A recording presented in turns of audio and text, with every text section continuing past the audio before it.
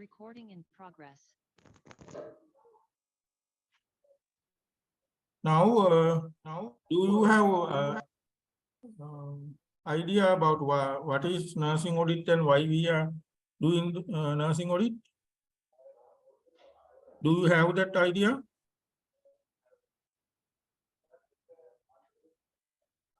Yes, sir.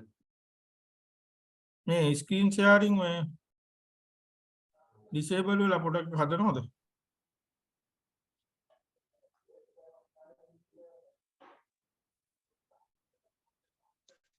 Hello. Hari, sir. Hari, sir.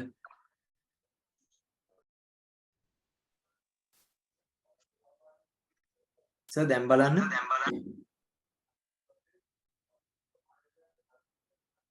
Okay.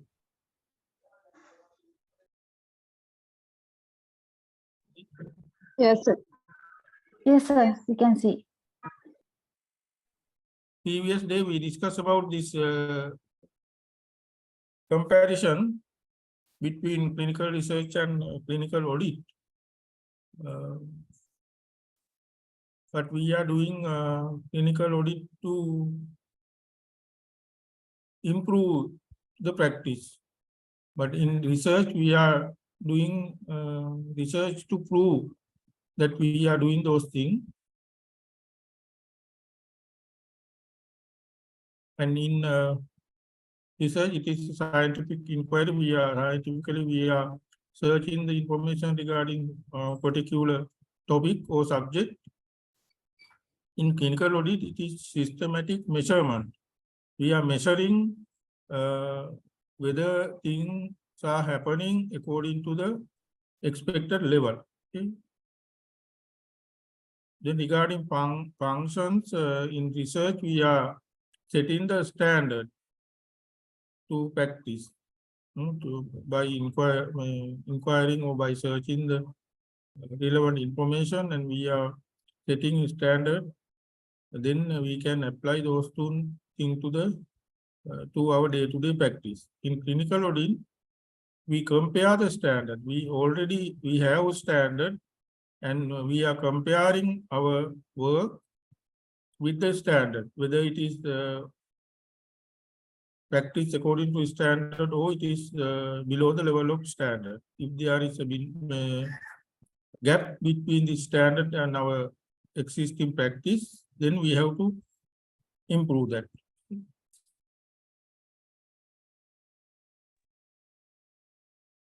And regarding the sample, statistically, we are selecting the sample when we are doing the research, the suitable sampling method. But in clinical audit, no need to sampling. We are selecting the people who are willing to commit to those activities.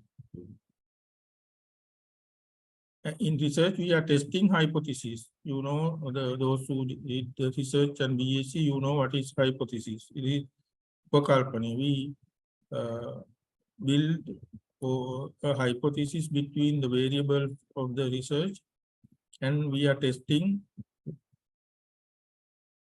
Our hypothesis is can prove or can reject. Okay? Then in clinical audit, we are measuring the standard. Okay? But in the clinical research, through the research, we are going to develop the new tool or new treatment or new measurement. But in clinical audit, we are not developing those. We are measuring, and we are examining the existing practice with the standard. Okay. Then in research, we are doing research to increase the knowledge or develop the body of knowledge to the profession. But in research, in clinical audit, we are expected to improve the practice. Okay, then this is audit cycle.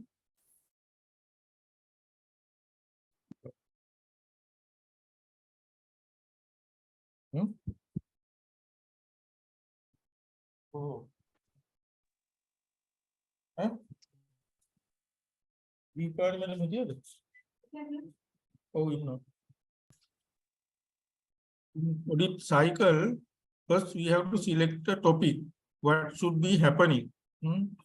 We have to select the topic means what we are going to audit.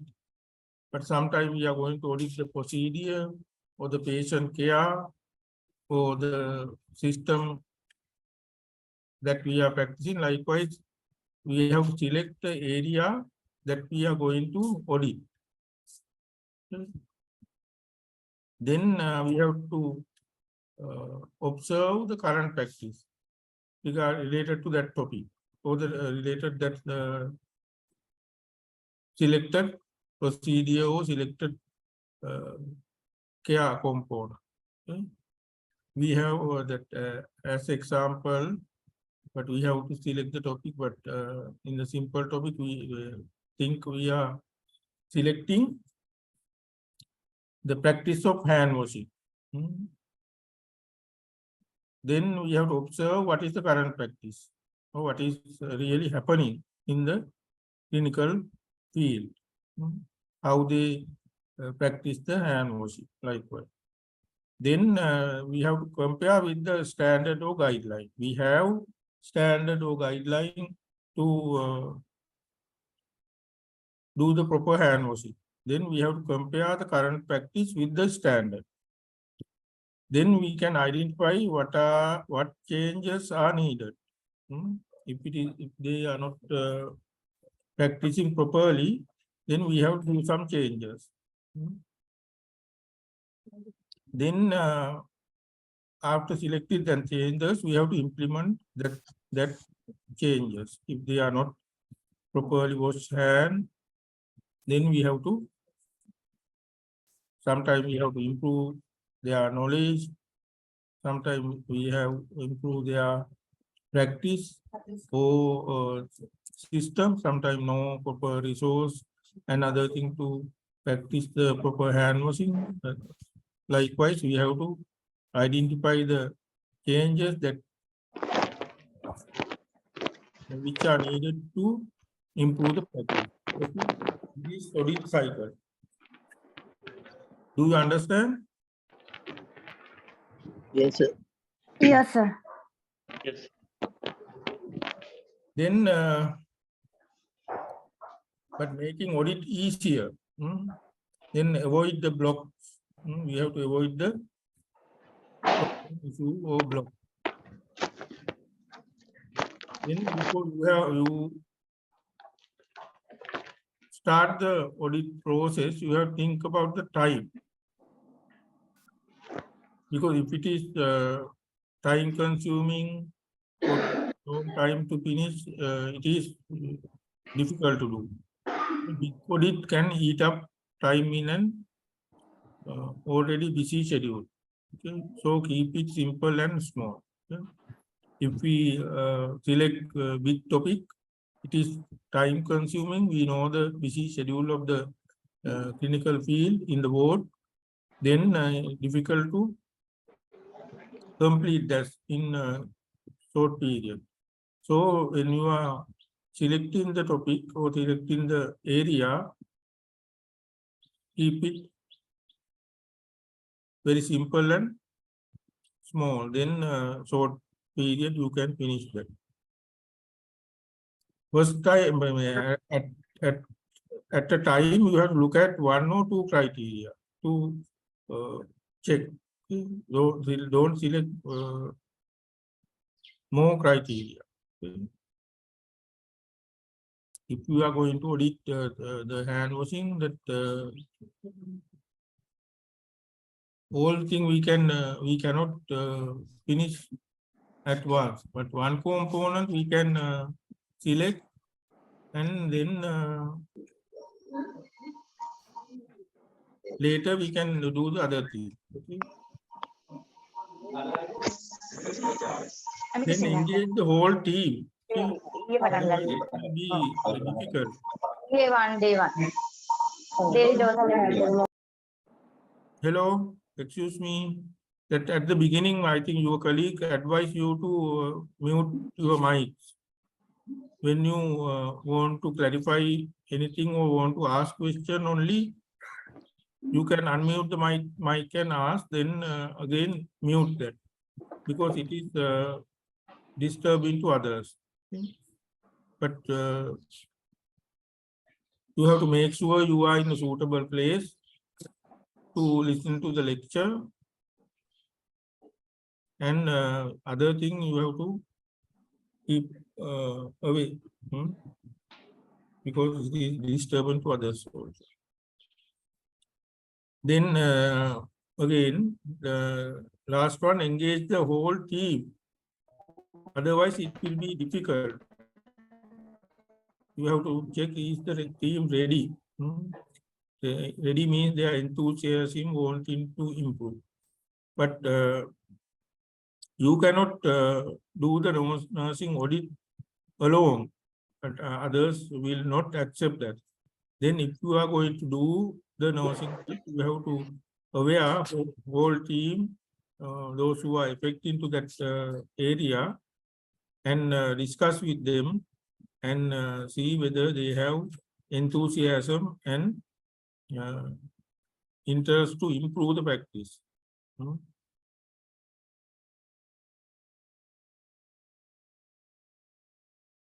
Then those are, you have to think about the before the start the audit process. Then when you are doing the audit, or when you start that, delegate and share the workload within the team.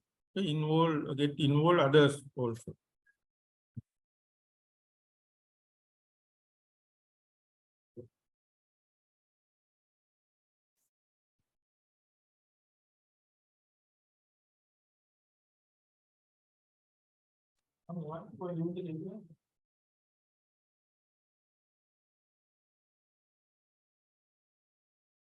Oh.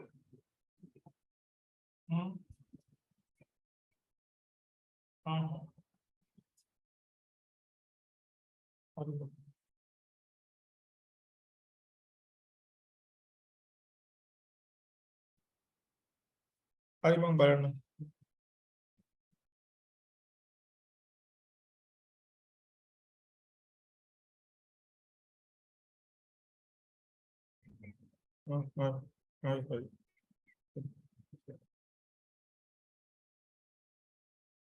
You have to delegate and share the workload.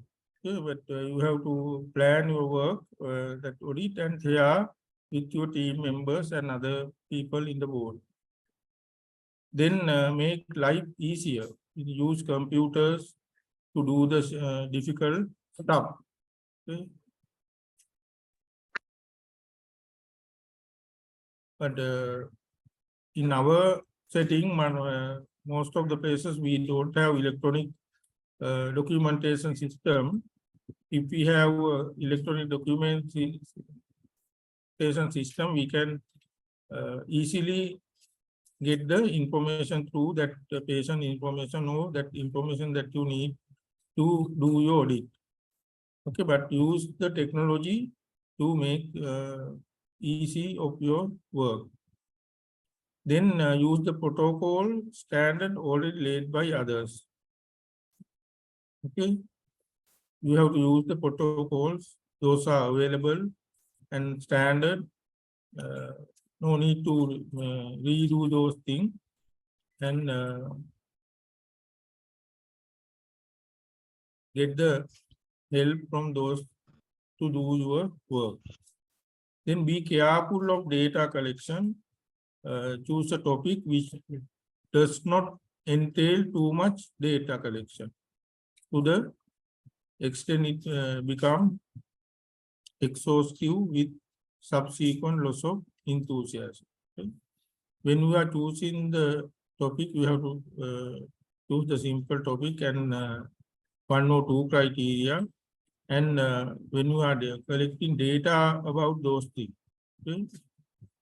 If you are observing the practice of the hand washing in the wards, then you have to collect the data regarding how they are doing these and what are the facilities available to do proper hand washing. Likewise, you have to search the data or you have to collect the data. When you are collecting data,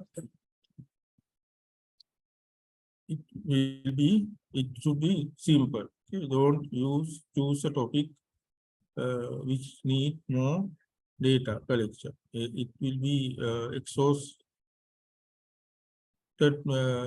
matter to you, and finally you will lose the enthusiasm to do these things. Okay.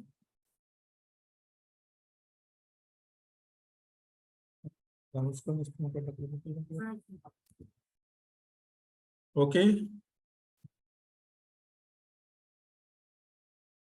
Slide moving on. Also, muy bueno. So when you are choosing the topic to do the audit, it should be relevant to the practice.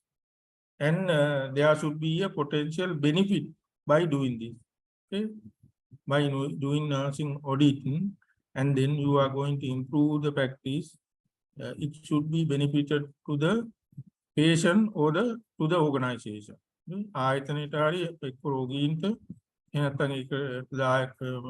වාජන ක්ලයන්ස් ලට සේවා ලාබීන්ට ප්‍රෝජනයක් වෙන දෙයක් කරන්න ඕනේ. එහෙම නැතුව කරලා වැඩක් නැහැ. නිකන් we are wasting time and our effort. Okay. Then when you are choosing the topic, there should be a standard. Okay. ප්‍රමිතියක් අපි තීරණය කළ තියෙන එකක් තෝරගන්න ඕනේ කියන එක. Right? Then same example regarding hand washing, there is a standard how to do proper hand washing. Okay. Likewise, you have to choose the topic and you must have a known standard. If not, you cannot compare. Nothing to compare.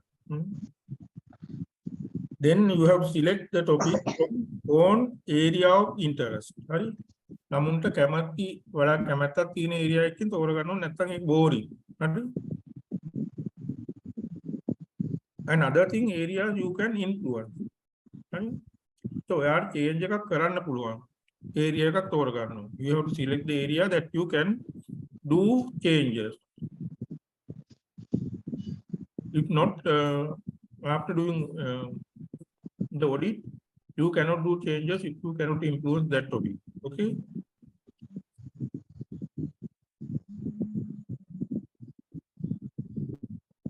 There are some ideas regarding the audit. You can do an audit of structure.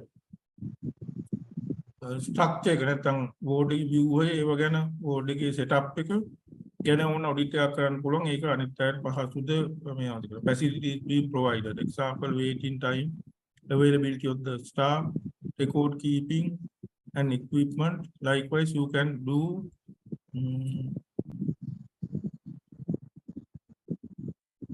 the audit regarding the structure of the setting. Okay? Then you can do audit of process. Okay? What was done to the patient. Example, referrals, prescribing, investigation. ඒවා හරියට දැන් excuse me for 1 minute. Okay, sir.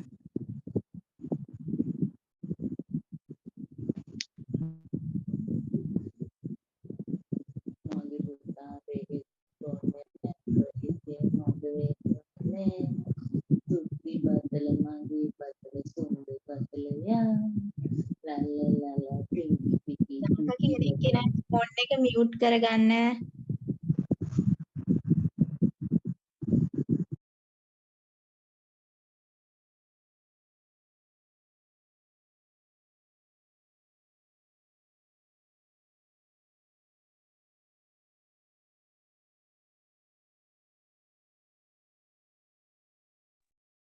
Okay.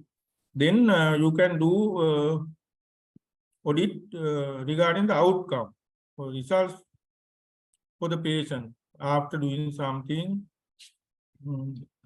What is the result? Example, patient satisfaction. Patient satisfaction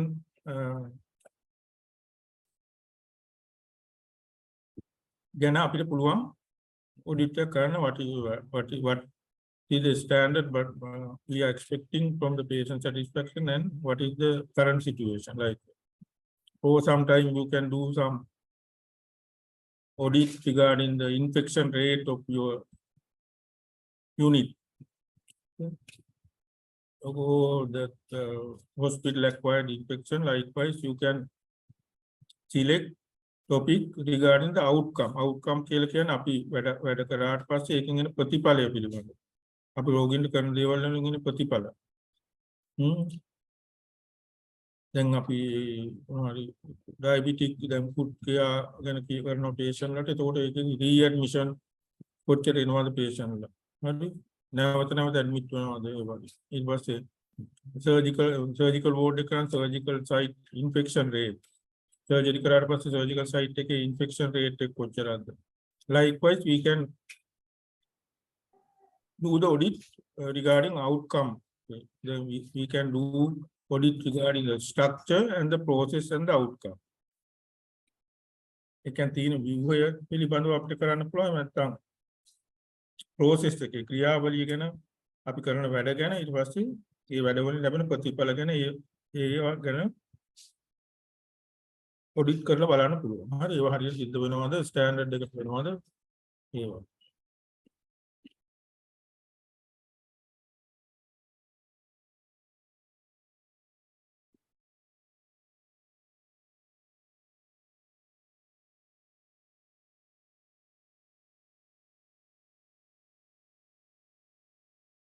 Then planning of audit.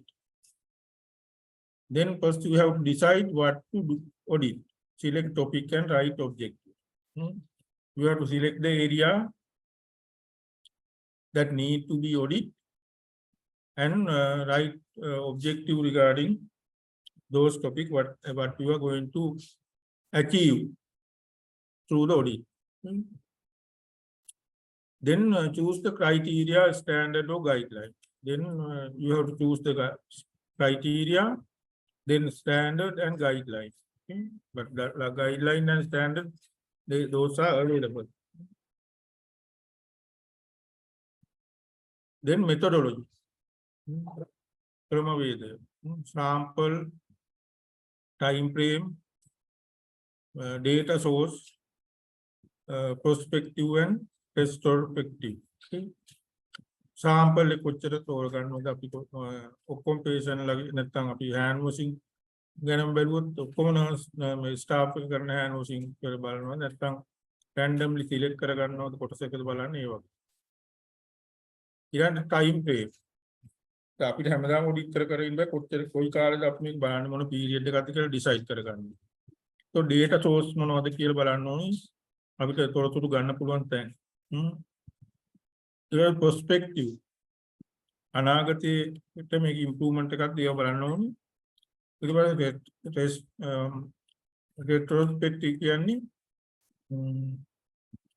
ආපහු බලන එක.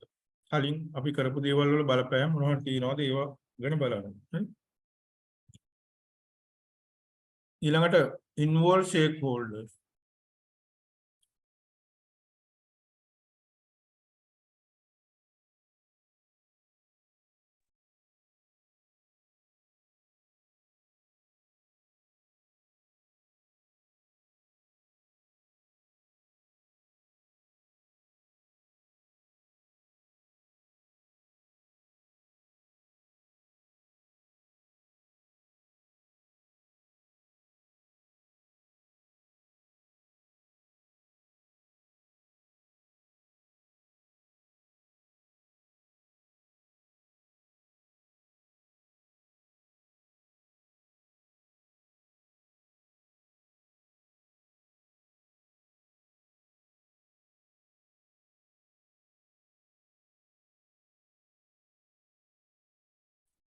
Oh, sorry for disturbing. And then it involve stakeholders ඒ පාර්ශවකාරයෝ සම්බන්ධ කරගන්න ඕන patient ලා ඒ අනිත් අය එකට සම්බන්ධ හැමෝම involve කරගන්න ඕනේ විත් එක කරනකොට planning phase එකේ හරි.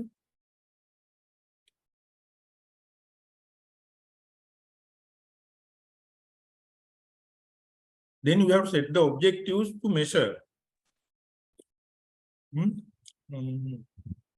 features of quality, a percentage to meet the standard, exception, definition, clarity about the data source. Right?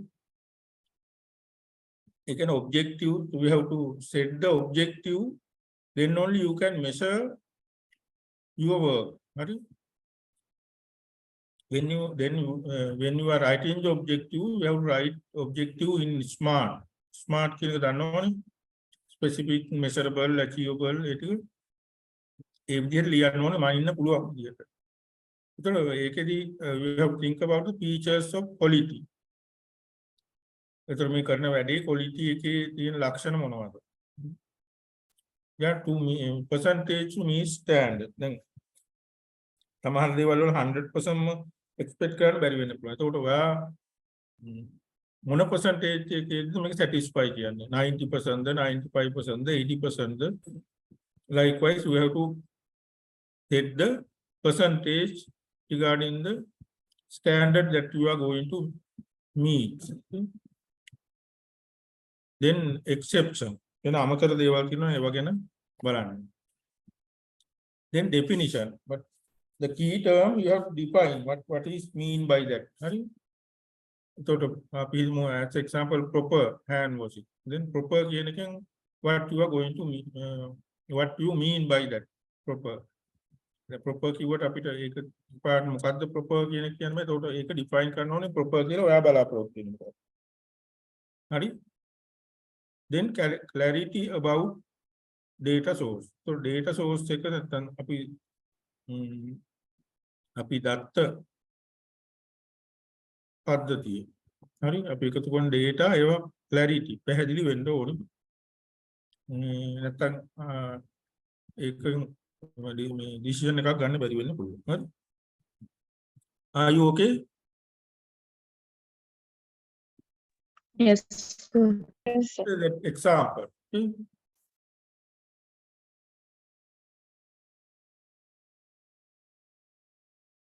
Then important clinical event and admission. Sorry. Okay.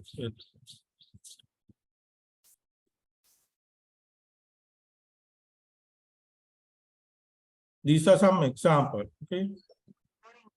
Then important clinical event. Then if you are working in the ward, in medical ward, what is the important clinical event you have to think? But example එකක් දීලා තියෙනවා admission for asthma. So admission කොච්චර ප්‍රමාණයක් වෙනවද asthma patient ලා කියන බලන්න. හරි? So significant event වලට ගන්න පුළුවන් patient died of MI. Number of patients died of MI. Myocardial infarction නිසා patient කී දෙනෙක් මිය යනවා. ඊළඟ history or BP කියන ගණම record of smoking. ඊළඟ patient complaint පැත්තෙන් අපිට audit කරන්න පුළුවන්. So too long get an appointment. So patient ලාගේ complaint එකක් තියෙනවා මේ appointment එකක් ගන්න clinic එකේ එහෙම ගොඩාක් කල් යනවා. නැත්නම් ගොඩාක් කාලෙකින් appointment එක දෙනවා. ඒතර ඒව ගැන පොඩ්ඩක් බලන්න.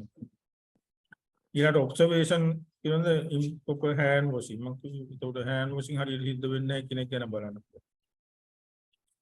ඊළඟ අපේ staff එකේ observation වලින් අපිට ගන්න පුළුවන් දත්ත example patient on warfarin not had INR for 6 months. So warfarin ගන්න patient ගේ උත්තරන INR විතර කරන්න ඕනේ. ඒතකොට 6 month වලින් ඒ report එන්නේ කියලා observe කරලා තියෙනවා. ඒක standardize කරන්න we can do the audit.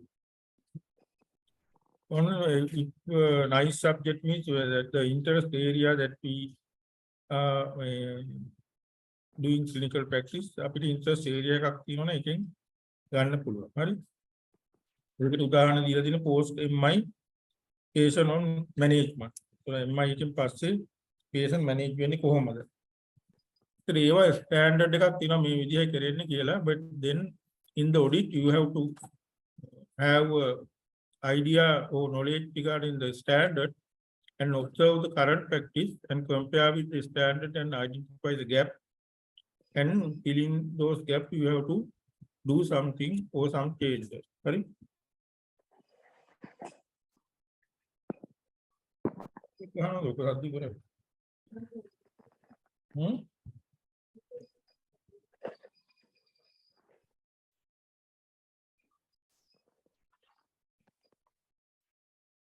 Then regarding criteria, it is a measurement. Criteria means measurement, yardstick. एक में අපි කරන දේවල් මනින මිම්මක් තමයි criteria කියලා කියන්නේ. හරි? An audit criteria is a specific measurement of what should be happening. An audit criteria is a specific statement of what should be happening. So මොකක්ද වෙන්න ඕනි කියන එක. හරි? වෙන්න ඕනි කියන එක මොකක්ද කියන එක පිළිබඳව විශේෂිත ප්‍රකාශනයක් තමයි criteria කියලා කියන්නේ. හරි? Then if we take health measurement or indicators in the country, they want to reduce the infant mortality rate in 2% by 2030. දෙදස් තිහේදී ලදරු මරණ ප්‍රතිශතය 2% අඩු කරන්න කියලා. ඒ වගේ we have to build up the criteria by thinking about future. හරි? ඉස්සරහට මොකද්ද බලාපොරොත්තු වෙන්නේ අපි සිද්ධ වෙන්න විය යුතු දේ. හරි? ඒකට අනුව තමයි අපි changes කරන්නේ. හරි? Criteria is a statement which define a measurable item of healthcare which can be used to assess quality. එතකොට criteria එකක් කියන්නේ statement එකක් which define a measurement item of healthcare which can be used to assess quality. Okay, quality එක assess කරන්න පුළුවන් measurement එකක් තමයි healthcare quality එක මනින්න පුළුවන් measurement එකකට අපි කියනවා criteria එක. හරි? Then as a key point, criteria should be clear. So පැහැදිලි වෙන්න ඕනි criteria එක. You must demonstrate evidence for justifying them. හරි? ඒ criteria එක තෝරගත්තේ කොහොමද කියලා justify කරන්න ඕනේ. ඒකට අපිට කොහෙන් හරි literature දෙන්න පුළුවන් කලින් කරපු research එකකින්. එහෙම නැත්නම් evidence මොනවා හරි දෙන්න ඕනේ. හරි? මේ criteria එක තෝරගත්තේ කොහොමද? Then all eligible women age 25 to 65 should have had a cervical smear in the last 5 years. Sorry. ඉතර පහුගිය අවුරුදු පහේ අවුරුදු 25 65 අතර කාන්තාවන්ගේ all හැම එක්කෙනා හරි eligible woman. හරි pap smear එකක් නැත්නම් cervical smear එකක් කරන්න ඕනේ. ඒක තමයි උදාහරණයක්. අනිත් එක දෙවෙනි එක all asthmatic should have had a peak flow record in the past year. හරි? ඒතර asthma patient වල ඒගොල්ලෝ peak flow rate එක. හරි? peak flow rate එකේ report තියෙන්න ඕනේ පහුගිය අවුරුද්දේ. All drugs in our doctors bag should be in date. ඒක කියන්නේ drugs මේ order කරන ડોක්ටර් ඒවා හරියට ලේබල් කරලා එහෙම තියෙන්න ඕන කියන එක තමයි එතන කියන්නේ. හරි? ඒ වගේ ක්‍රයිටීරියා එකක් තෝරගන්න ඕනේ. ඉතලා දැන් කොහොමද ස්ටෑන්ඩඩ් එක වෙන්න ඕන කියලා. හරි? ඊළඟට ස්ටෑන්ඩඩ් ඊළඟට එන්නේ. හරි?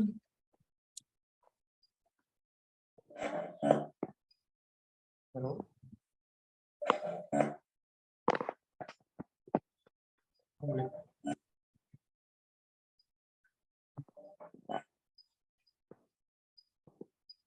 The standard can Prometheus an audit standard is a minimum level of acceptable performance for that criteriation. අපි තෝරගත්ත නිර්ණායකය criteria එක නිර්ණායකය ඒක මනින්න තියෙන මිනිමම් ලෙවල් එකට අපි කියන ස්ටෑන්ඩඩ් කියලා. හරි? දැන් අවුරුදු 25 65 අතර හැම කාන්තාවකම පැමිණිය කරන්න ඕන කියලා මේ ක්‍රයිටීරියා හදාගත්තා. ඒක මනින්න තියෙන මිනිමම් ලෙවල් එක. හරි? ඒ කියන්නේ කොච්චර percentage එකක්ද අපි accept කරන්නේ. 100% ඕනිද? නැත්නම් වෙන අනිත් දේවල් කන්සිඩර් කරලා බලලා ඒක වෙන්න පුළුවන් විය හැකි ලෙවල් එක. හරි? ඊළඟ make sure the standard is directly related to the criteria. Also should include the suitable time frame. හරි? ඒතකොට ස්ටෑන්ඩඩ් එක හරියට ක්‍රයිටීරියා එක ගැලපෙනවද? ඍජුවම සම්බන්ධ වෙනවද? ඒ වගේම මොකද්ද ටයිම් ෆ්‍රේම් එක ඒක අපි අචීව් කර ගන්න බලාපොරොත්තු වෙන්නේ. හරි?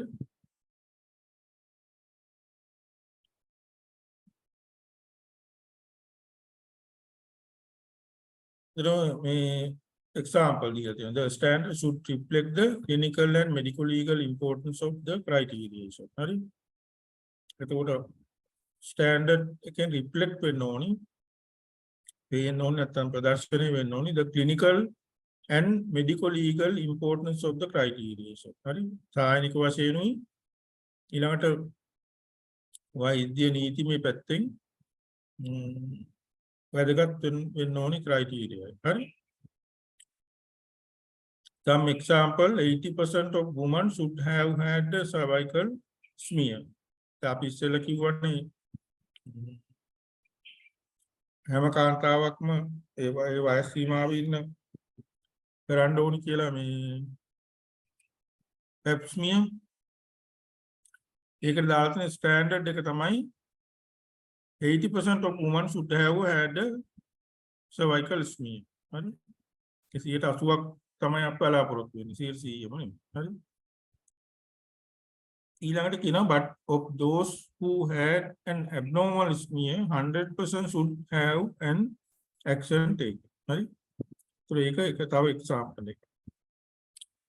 ඒ කියන්නේ අපි cervical smear කරනවා මෙහෙම 80%ක නමුත් if we identify any abnormal but 100% should have an action taken. 100%ක් දැන් අපි abnormal හඳුනාගත්තා අය අපිට 80%ක් දාන්න බෑ 20ක් අයින් කරොත් ඒගොල්ලන් effect වෙනවා. ඒතකොට ඒගොල්ලන් 100%ම ඒගොල්ලන්ට අවශ්‍ය ක්‍රියාමාර්ග අරගෙන තියෙන්න ඕන මොනවද කියලා. හරි? ඒ විදිහ තමයි standard and criteria හදාගන්නේ. තේරුණාද? ඔව් සර්.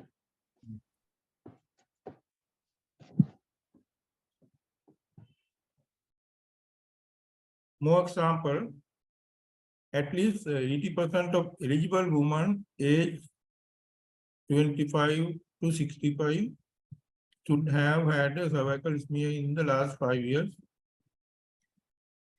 ඊළඟට ඒකට දාලා තියෙනවා ස්ටෑන්ඩඩ් එක at least 60% of sorry දෙවෙනි එකට දාලා තියෙනවා අපි asthma ගැන කතා කරපු එකේ 60% of asthmatics should have had a peak flow record in the last 5 years.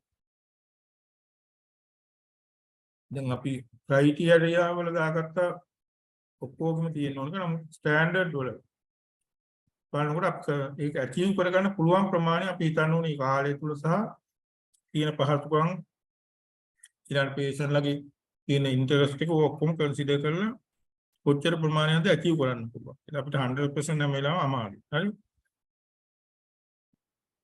ඒතකොට රීසනබල් රේට් එකක් අපි ගන්න ඕනේ. දැන් 80% කියන්නේ ලොකු percentage එකක් ඒ වගේ. හරි? Then the standard should reflect the clinical and medical legal importance of the criteria. Right?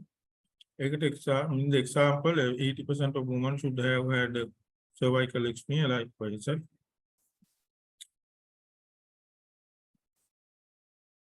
With regard to the methodology, you have to explain methodology in detail, and it should be simple but allow significant time. Think about your activity and allow significant time to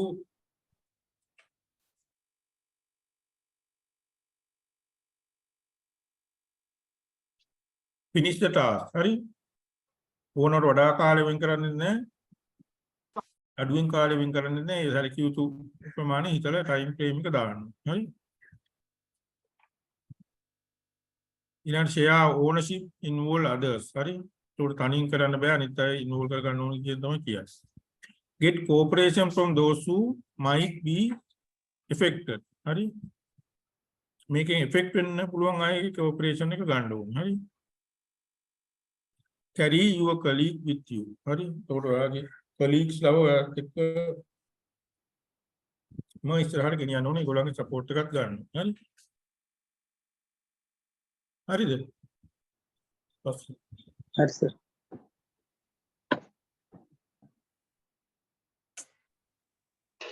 Then how to set the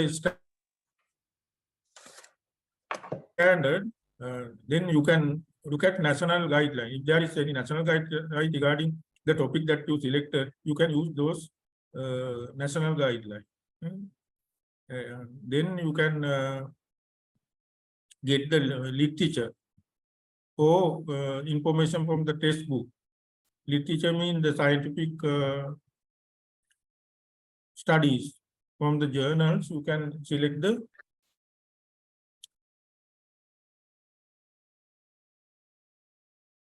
scientific evidence or information regarding your topic. So you can refer some textbook.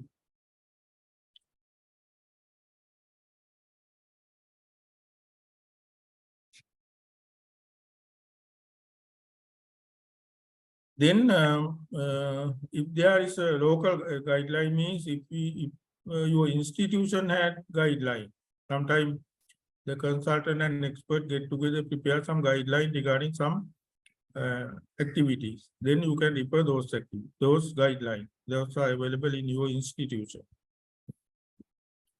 Then you have to discuss with the consultants. Consultants mean the expert of that subject. Okay? Then discussion with the trainer or partner. Hurry. Trainer lecturer partner, then you have discussed those things standard with those people. Okay? But regarding key point, standard set should be realistic and attainable. Hurry. When you are setting the standard, it should be realistic. Hurry. ඒක මේ සත්‍ය වෙන්න ඕන. හරි. And attainable. ඒක මේ ඉෂ්ට කරගන්න පුළුවන් දෙයක් වෙන්න ඕනේ. එහෙම නැත්නම් අපි ස්ටෑන්ඩඩ් දාගෙන අපිට ඉෂ්ට කරගන්න බැරියව අමාරු වැටෙන්න පුළුවන්. හරි. Then justifiable reason for the standard should be made explicitly clear. හරි. ඒක හරියට පැහැදිලිව justify කරන්න.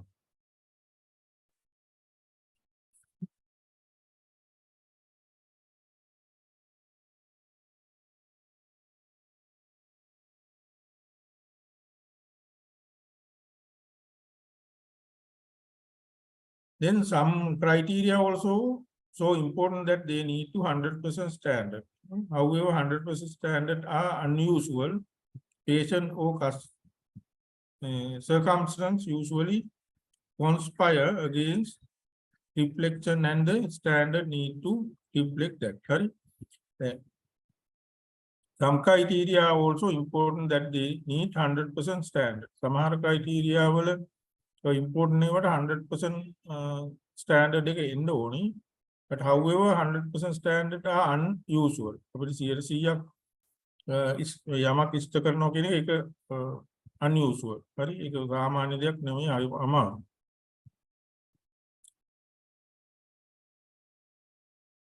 සමහර patient සමහර සිද්ධීන් ඒවා නිසා මේ ප්‍රමාණය අඩු වෙන්න පුළුවන්. හරි.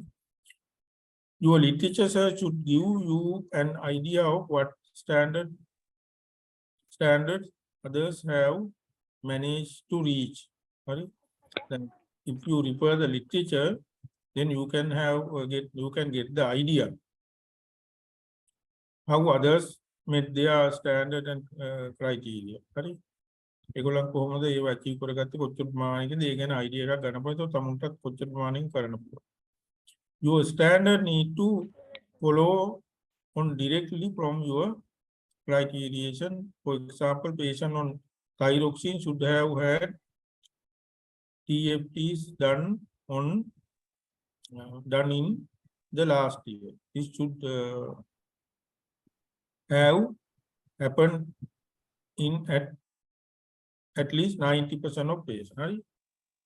So the criteria directly standard directly සම්බන්ධ වෙන්න ඕනි criteria එකක් එක්ක. හරි? For example එකක් දීලා තියෙනවා thyroxine patient on thyroxine. හරි patient ලා thyroxine ගන්න patient ලා should have had a thyroid function test done in the last year. So පහුගිය අවුරුද්දේ ඔයගොල්ලන්ගේ thyroid function test report තියෙනවා. So 90% patient ලගවත් ඒක තියෙන්න ඕනේ. ඒක තමයි standard එක. හරි? criteria එක උඩ thyroxine ගන්න patient ලාගේ thyroid function test හැම එක්කෙනාගේම කරන්න ඕනේ කියන එක තමයි criteria එක. standard එක ඒක 90% තියෙන්න ඕනේ. හරි? ඒක තේරුණාද? Oh, sir.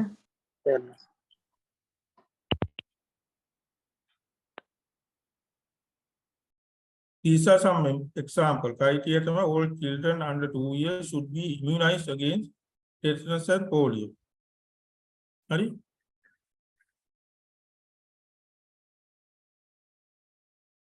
Standard එක තමයි 90% of registered patient under the age 2 years should have been immunized against polio and tetanus. Hari? Polio and tetanus. Hello? Hari.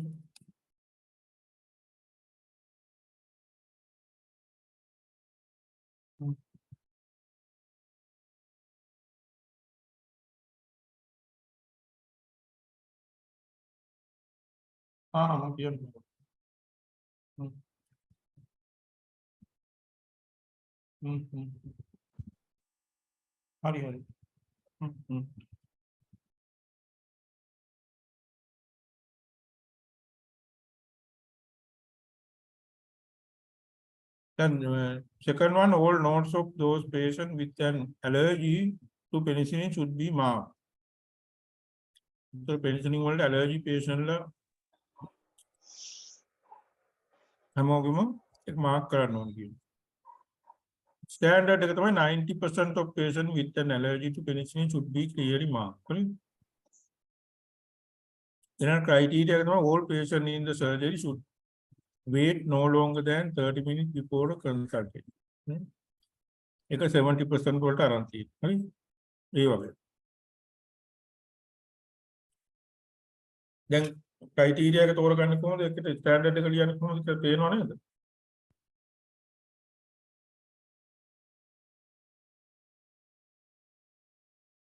අපි hand washing example එක ගත්තත් 100% of healthcare workers should do proper hand washing. So when they are practicing the clinical field. හැම දෙකේනා 100%ක් මේ කරන්න ඕන criteria එක. All the healthcare professional involved with the patient ඒ වගේ. හරි? So standard එක හදනකොට හිතලා බලන්න ඕනේ මේ healthcare මේක හැමෝම කරන්න පුළුවන් කද? එතකොට directly patient එක involve වෙන අය විතරක් මේක කරොත් ඇද්ද? එතකොට ඒ percentage එක කොච්චරද? එහෙම හිතලා මේ standard එක හදා ගන්න පුළුවන්. හරි?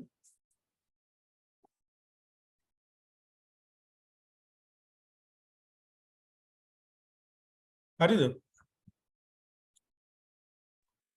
ඔව් sir.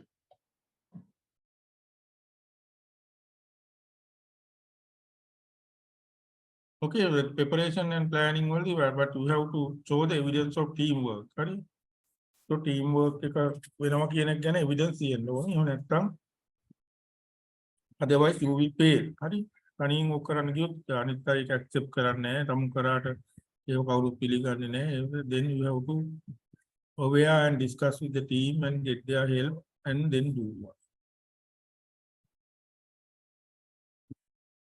So data collection, you can collect the information from computer registered, review of content of medical records, questionnaires for the patient, data collection sheet, right? Data collection in registered records, even information ගන්න පුළුවන්. හරි. Then when you are collecting the data, be careful. So earlier also I told that, but select the topic which not need more information. Okay. ගොඩාක් information තෝරගන්න නැතුව simple එකක් තෝරගන්න. So sampling, random sampling or systematic sampling, random කියන අහඹු නියැදියක් තෝරගන්න පුළුවන්. එහෙම නැත්නම් අපි අහඹු ලෙස තෝරගන්න කියලා දැන් අපි ඔඩිට් එකට භාජනය කරන්නේ කවුද? හැමෝම කරනවද? එහෙම නැත්නම් තෝරගන්නවද කොටසක්? තෝරගන්නවා නම් sampling යන්න ඕනේ. ඒක random sampling කියන්නේ අහඹු ලෙස තෝරගන්න. ඕනි කෙනෙකුටම තේරෙන chance එක තියෙනවා. ඒකට ක්‍රමයක් හදාගෙන randomly තෝරගන්නවා. එහෙම නැත්නම් systematic sampling ද ඒ කියන්නේ හැම දෙන්නෙකුටම තුන්වෙනි එක කරා ගන්නවද? ඒ වගේ කියලා කරනවා. හරි. ඊට පස්සේ only collect essential information. ඔයාගේ ඔඩිට් එකට අවශ්‍ය information විතරක් collect කරන්න. No need to collect the unnecessary information. It will affect on your time frame and other work also. ඉතින් computer use කරන්න පුළුවන්, data collection forms කියලා වෙනම හදාගෙන ඒවා use කරන්න පුළුවන්. The easy method you have to do. Okay. Then use other staff and delegate. Don't do all the work yourself. හරි. අනිත් අය තෝරා ගන්න set a deadline. ඒක කලිනුත් කතා කරනවා. හරි. So when you are selecting the sample, sample size should be appropriate. Right? So what we start එක 30ක් ඉන්නවා ඒකේ 10ක් තෝරගෙන හරියන්නේ නැහැ. හරි. ඒතකොට sample එක appropriate නෑ. ඒතකොට ඒක සාමාන්‍යයෙන් 60-70% වත් represent වෙන්න ඕනි total population එකේ. හරි. ඒක multi professional.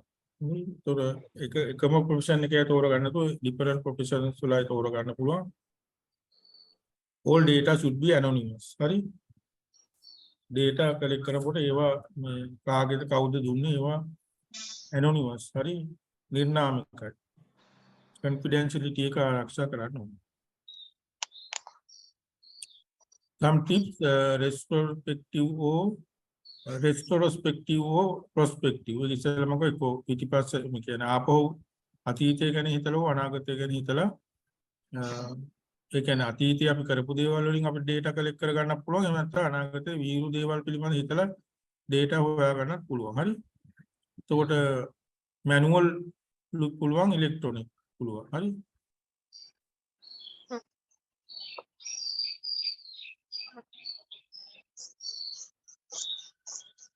ඊළඟට make data collection easy as possible.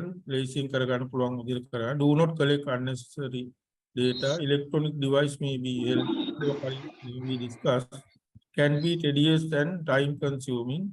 Hari tedious කියන්නේ boring. Hari data collection එක boring වෙන්න පුළුවන්, වෙලාව ගත වෙන්න පුළුවන්. ඒ නිසා ඒක ඉක්මනින් කරගන්න පුළුවන් විදිහට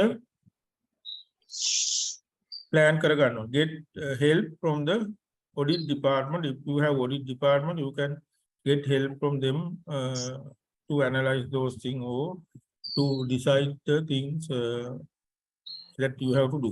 Okay. Then presenting the results, collect the results, analyze the results, then summarize, and then present the results to the team. And simple arithmetic calculation you can do, and use presentation and percentage when you are presenting data, it is better to use the percentage. 100 ගණන් වලින් ඒ වගේ percent කරන්න පුළුවන්. හරි. Results of second data collection centered in the presented in the same way at the first. And if you are going to do second one, then same method you can use to present the data. If not, it will if not, it is difficult to compare. Right?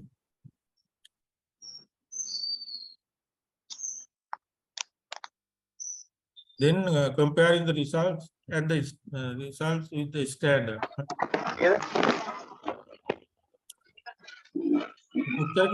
Mic off කරගන්න.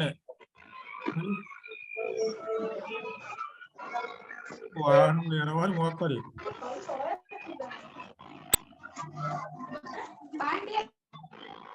mic on කරගෙන මේ සරෝජි කවුද? සරෝජි.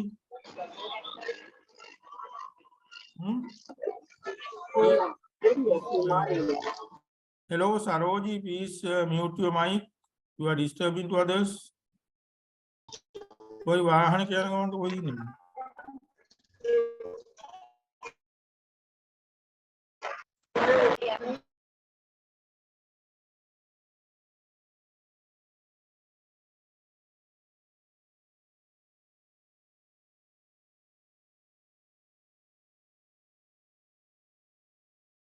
There is some comparison. Okay, the criteria means all patients should be seen within 15 minutes of their appointment time minimum. Right? So the patient can විනාඩි 15ක් ඇතුළත බලන්න ඕනේ. Standard එක තමයි 70% වත් එහෙම වෙන්න ඕනේ කියලා. So when you are doing audit regarding that, you observe it is 45%. Right? ඊට 70%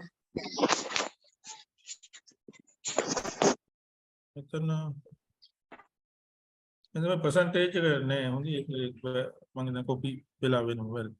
All diabetic to have had HbA1c in last 3 months minimum.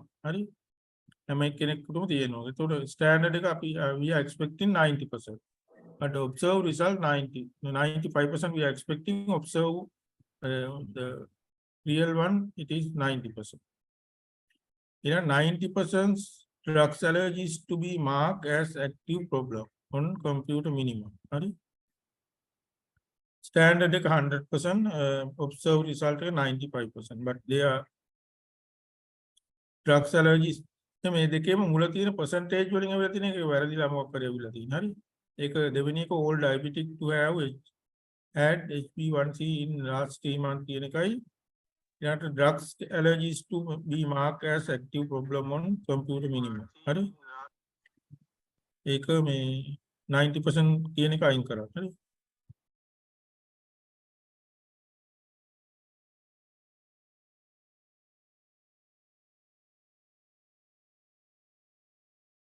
Then you have discussed about your results and the data collection. Hari?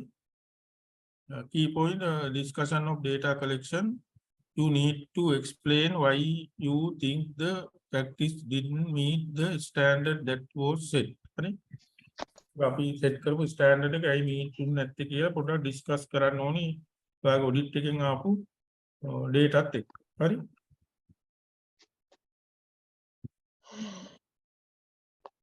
Then you have to implement that changes the last phase of the audit cycle. It is a most challenging stage. Okay?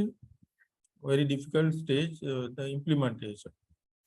Audit can tell you whether changes are needed, but it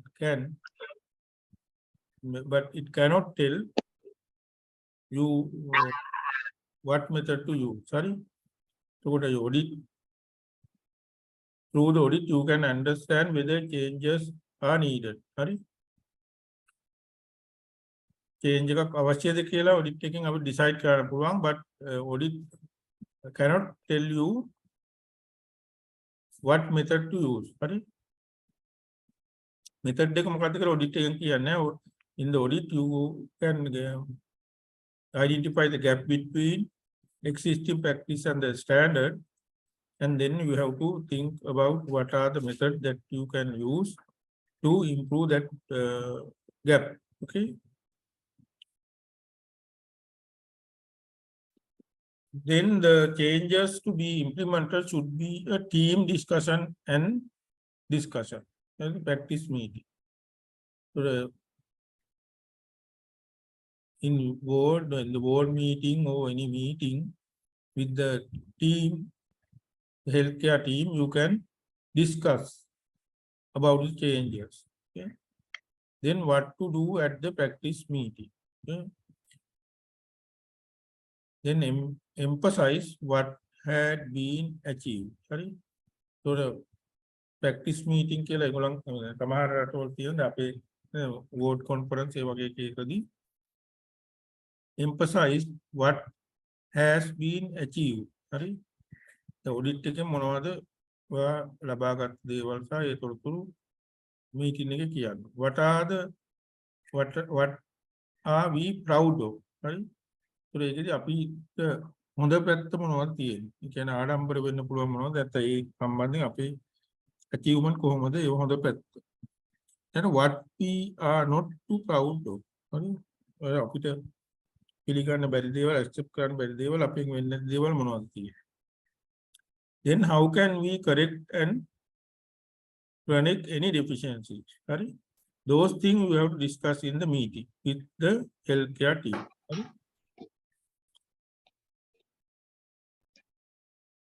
Then changes must be practical. Right?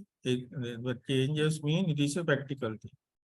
How are you actually going to make the changes? කොහොමද කරන්න යන්නේ ඇත්තටම කියලා බලන්න. Simply saying we have got to do better. We won't result in change. Sorry. Then you need to think through in detail what need to be done, who's going to do it, when and how. Those things you have to think. So how are you actually going to make the changes? So ඇත්තටම කොහොමද කරන්නේ?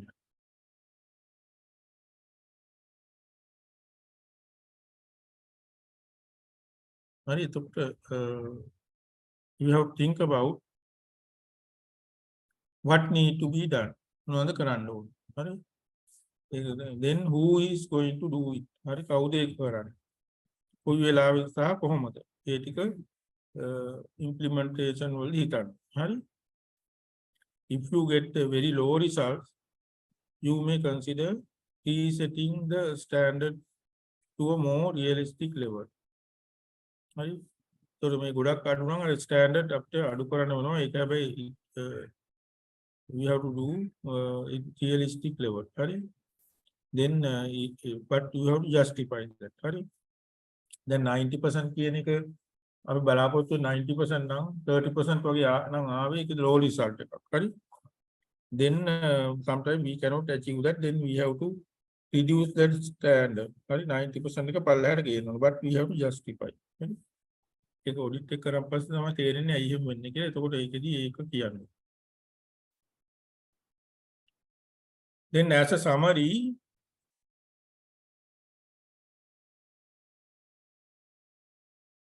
key points.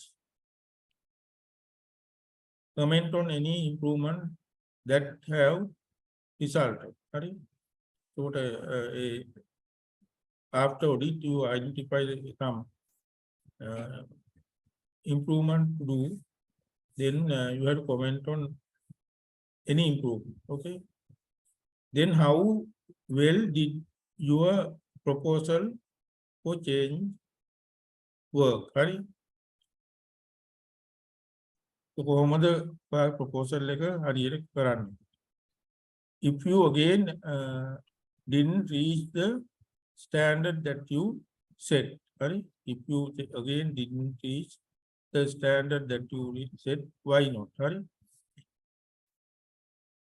Standard set කරේ නැත්නම් කරපු එක අචීව් කරගන්න බැරි වුණා නම් ඇයි ඒක කියලා බලන්න. හරි? If you did should you be aiming higher next time. හරි? ඒක achieve වුණා නම් ඊළඟ සැරේ ඊට වඩා එහාට ගෙනියනවා. Or look at something else. Example, whether abnormal serum.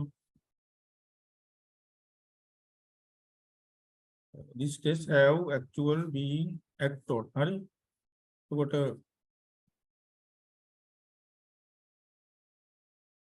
හරියට කරා නම් ඒක මොකද ඊළඟ සැරේ හරියට කරනවද? එහෙම නැත්නම් වෙන දෙයක්ද කරන්න කියලා.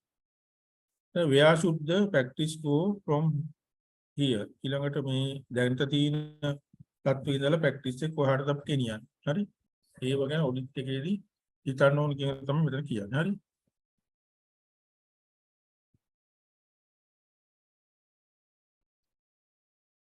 Then repeat the cycle. If you want to go repeat it, select or reselect topic.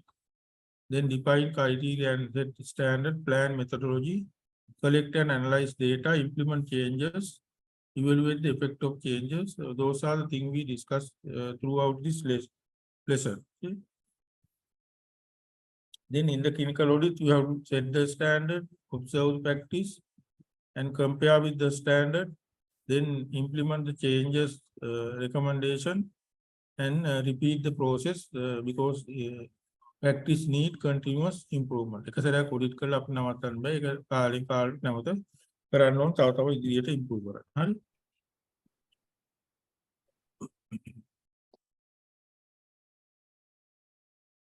Then presenting your audit data, you have to write the report. It's a written report. Show how actual practice compares with the audit measures. Sorry? Measure and how the audit finding relate to the objective. Sorry? So, කොහොමද actual practice compare with the standard. දැන් තියෙන actual practice එක කොහොමද compare කරේ standard එක. හරි? එතකොට then audit finding relate to the objective. හරි?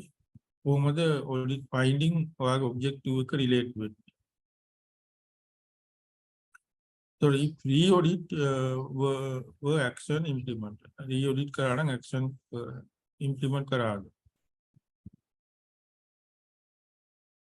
You can use some following heading about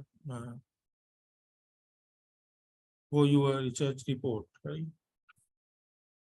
Prayer group and audit team, audit title. But you have to include this information. Prayer group, audit title, audit team, date, what are the objective, what are the measures and standard, what is the data source. If you use the sample, describe about sample, and then write the results and conclusion and recommendation and action. Right? Those things should include in the audit report. Right? ඒ විස්තර දිනවල මොනවද ඒ result එක conclusion එක මොකද්ද ඔයාගේ නිර්දේශ මොනවද action මොනවද ඒව තියෙනවා. Okay, that's all regarding the nursing audit. If you have any question, you can ask now.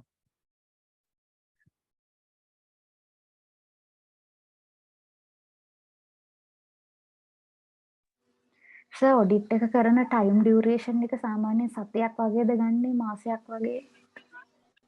It is depend on the topic that you selected. හරි?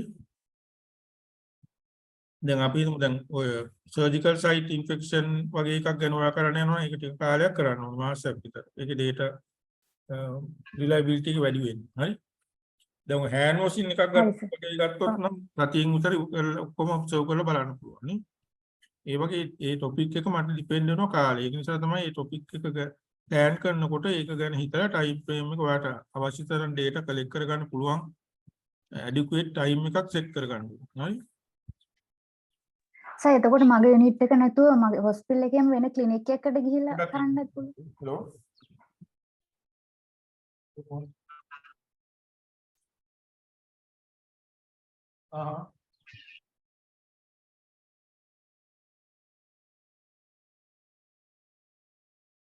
hello madam තමයි inform කරනවා ඔව් madam තමයි මම නෙමෙයි මම madam මතක් කරන්නම්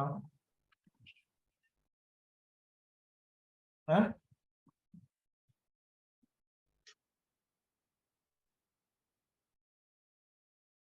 madam මම දැන් lecture එකේ ඉන්නේ madam කියනවා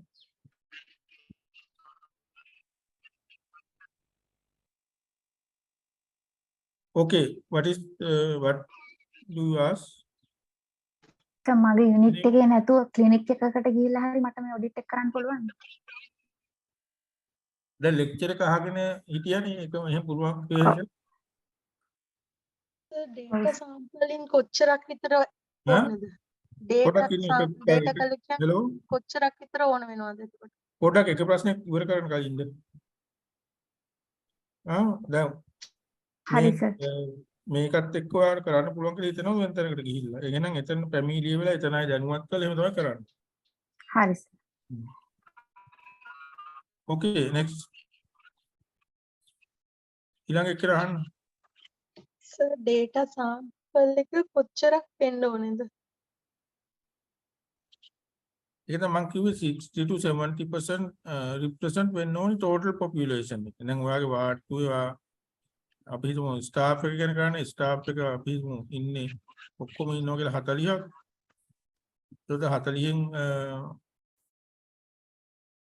25ක්වත් තියෙන ඕන සාම්පල් එක. Thank you sir. සාම්පල් එක වැඩි වෙන තමයි රිලයබිලිටි එක වැඩි වෙන්නේ.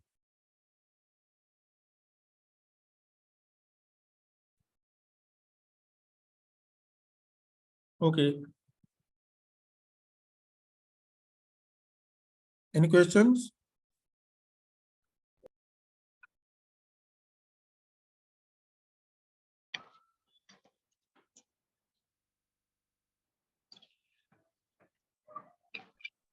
දැන් ඔබ්සර්ව් කරනකොට එහෙම දැන් අපි ඔබ්සර්ව් කරනවා නම් චෙක්ලිස්ට් එකක් හදා ගන්න ඕනේ. හරි. ඒක අදාළ දැන් හෑන්ඩ් වොෂින් එක නම් ඒකේ අදාළ ස්ටෙප් ටික දාලා චෙක්ලිස්ට් එකක් හදා ගන්න ඕනේ. ඒක කරාද නැද්ද කියලා ටික් කරන්න පුළුවන් විදිහට ඔඩිට් එකේ. හරි සර් එවිඩන්ස් වලට ෆොටෝස් වගේ දාන්න පුළුවන්ද අපි? මොන ෆොටෝස් ෆොටෝස් ඒගොල්ලෝ ලව් කරනවා නම් ඒ ප්‍රැක්ටිස් මොකක් හරි දෙයක් ෆොටෝ එක දැන් ස්ට්‍රෝම් ප්‍රැක්ටිස් එකක් නම් ඒකේ අපිට ෆොටෝස් දාලා එවිඩන්ස් එක හදන්න පුළුවන්ද සර්? ඔව් පුළුවන් ඒක ෆොටෝස් ගාලා පෙන්නන්න පුළුවන් මෙහෙමයි වෙන්නේ කියලා ඒ ටීම් එකත් එක්ක ඩිස්කස් කරනකොට ඒවා එවිඩන්ස් විදිහට ගන්න පුළුවන්.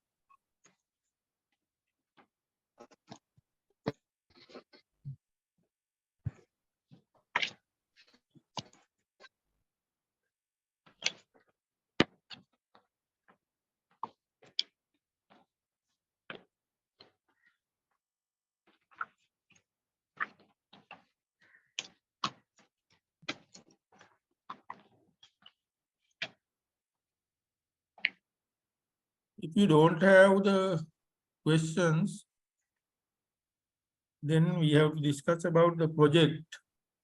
But before that, you can take 10-minute break and then come at 10:50.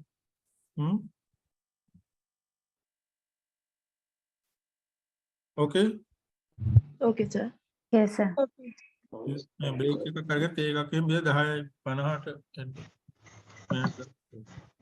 හරි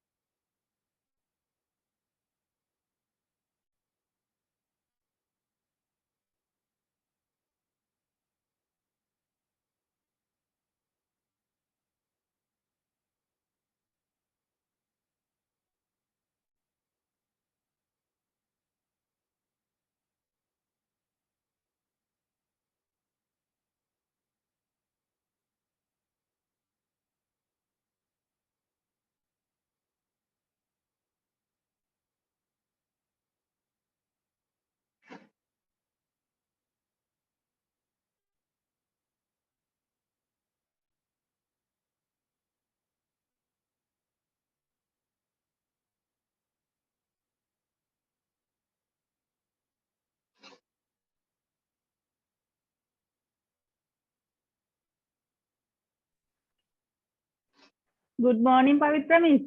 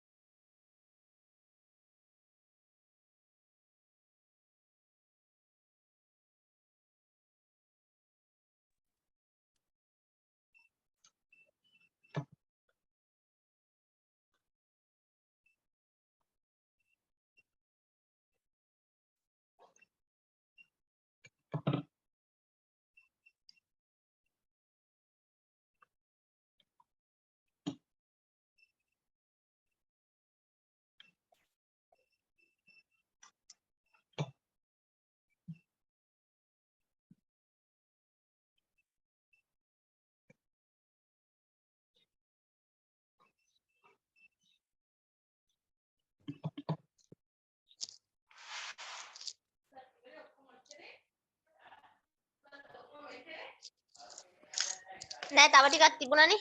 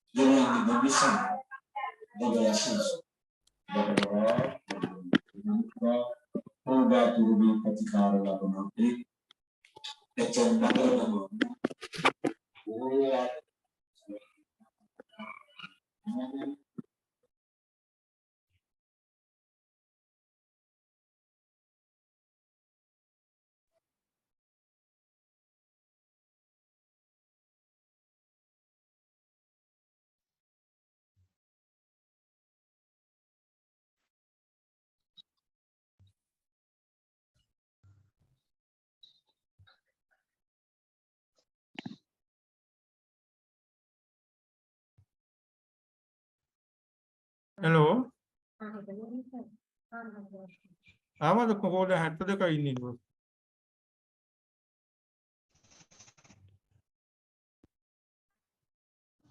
Hello.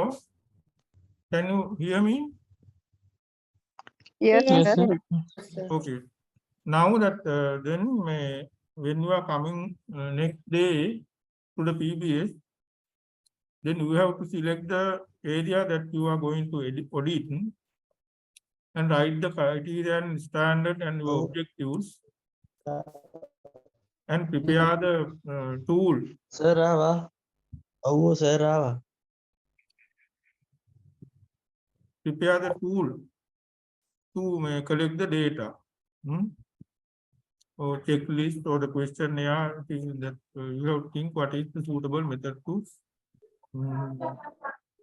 collect the data, or are you going to get the data from the available records or reports or the register. Likewise, according to your topic, you have to think what is the suitable method to collect data. Those things you have to prepare and bring it to the when you are coming next day. Okay. හරිද? අනිත් දවසේ එනකොට topic තව පාරක් please කියන්නකෝ. ගේන්න ඕනේ ටික. okay. When you are coming on next day to the PPA, you have to bring your topic of the your area that you selected to do the audit. Audit එක කරන්න තෝරගත්ත area එක හරි ඒක කරගත්ත procedure එක හරි ඒක අරගෙන ඒක ගේන්න ඕනේ. ඊට පස්සේ ඒකට හදපු standard and criteria මොනවද හැදුවේ ඒ ටික. ඊළඟ data collect කරන tool එක මොකක්ද? objective මොනවද? ඒ ටික ලියාගෙන ඉන්න. හරි?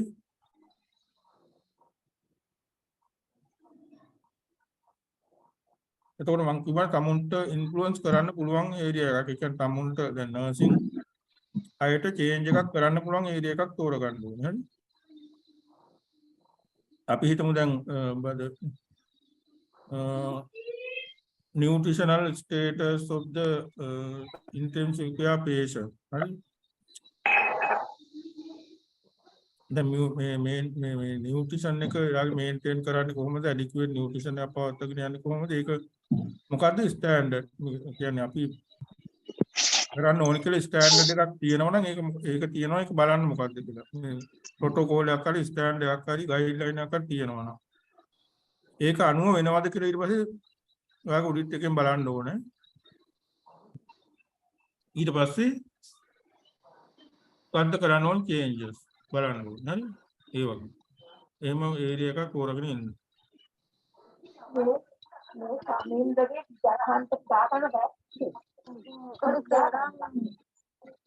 හරිද?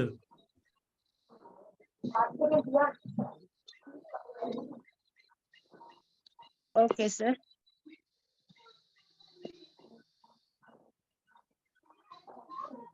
ඊළඟට අපි බලමු ප්‍රොජෙක්ට් එකක් කරන්න කොහොමද කියලා. දෙන්න sometimes you can select the area that you want to improve from your audit, or sometimes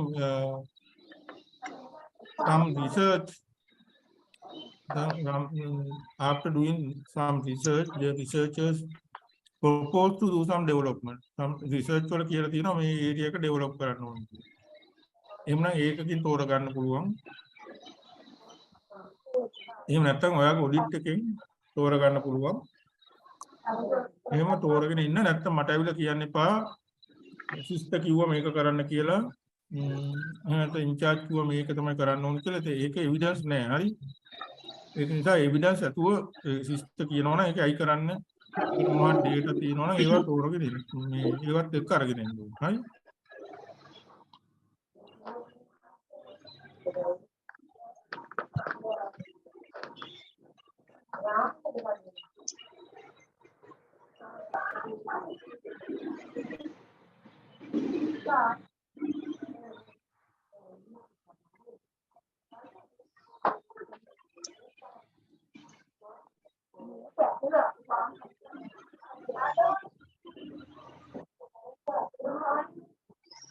කවුද හරි කොච්චර කිව්වත් මයික් ඔෆ් කරගන්න කියවනවා කෑ ගහන මොනවා වෙන වැඩ.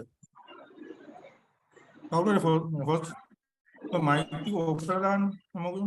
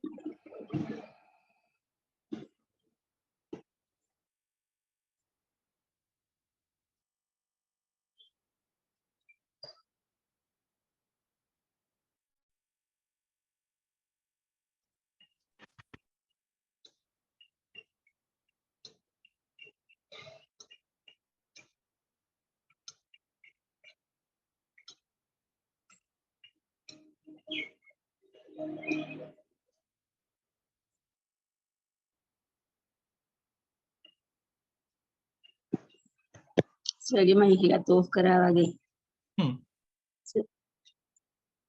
මගේ මයික් ඔව්. නෑ හරි.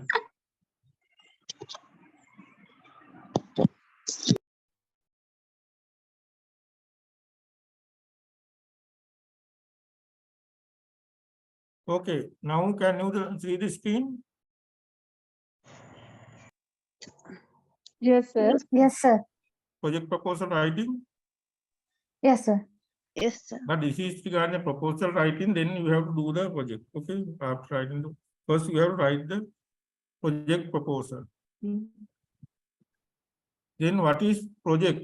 Can you do? Did you hear about that or did you know about that? What is mean by project?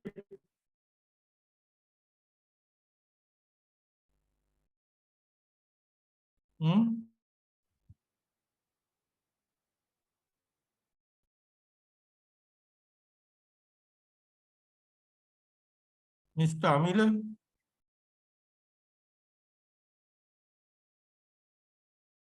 Mr. Amila? Hello?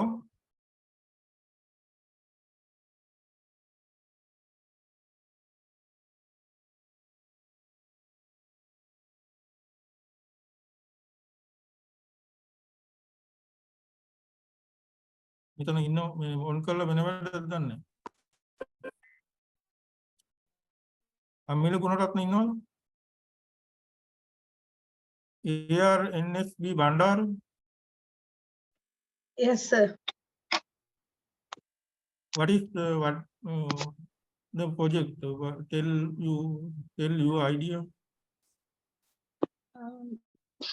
We have find the specific area. We have to find the specific area or the Yes. The project එකක් කියන්නේ මොකක්ද? project එකක් කියන්නේ specific area එකක් ගැන හරි මොකක් හරි මාතෘකා පිළිබඳ අධ්‍යයනයකට තමයි project එකක් කියන්නේ.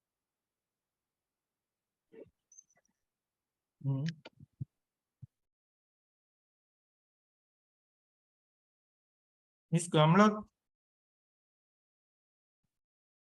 Amisha Gamlat?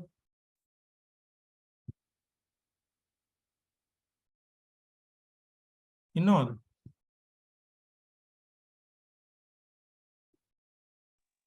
සර් ගම්ලත් කියලා දාලා තියෙන ජයලල් මම සර්. ජයලත් මොකද කියන්නේ? අමීෂා ඒ කියන්නේ අපි මොකක් හරි හදාගත්තු වැඩපිළිවෙලක් ක්‍රියාත්මක කරන සිස්ටම් එකක්.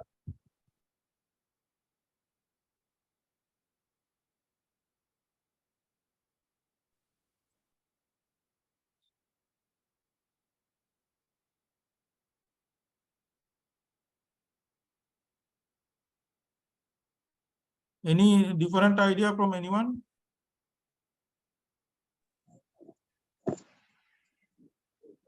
සර් ඔඩිට් එකේදී අපි ගැප් එක අයිඩෙන්ටිෆයි කරගත්තට පස්සේ ෆිල් කරන්න අපි කරන වැඩපිළිවෙල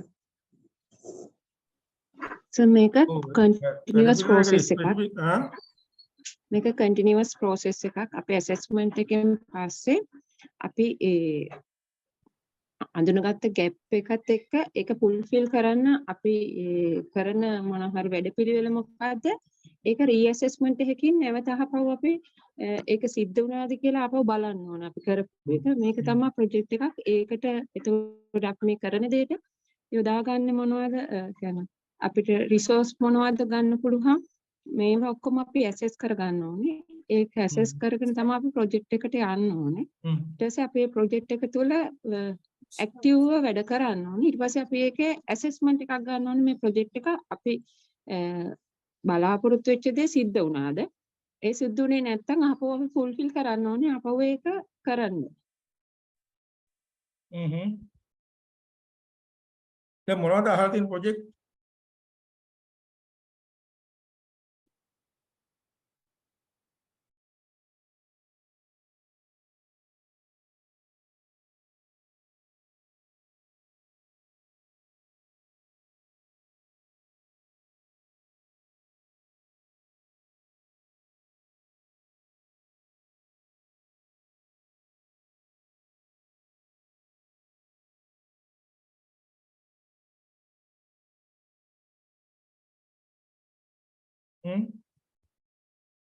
අහලා තියෙන ප්‍රොජෙක්ට් මොනවද?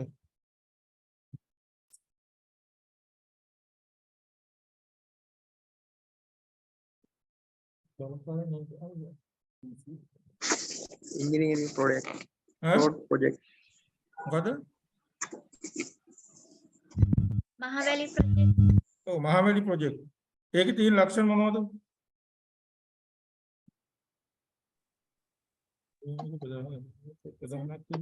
මැප් එකක් තිබුණා සර්.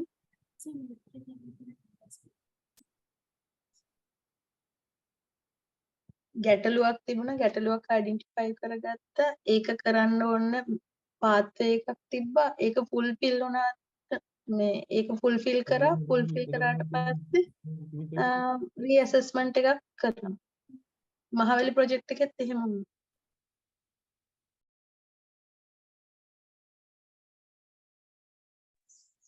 plan එකක් තියෙනවා target එකක් තියෙනවා ටාස්ක් එකක් ඇචීව් කරන්න තියෙනවා.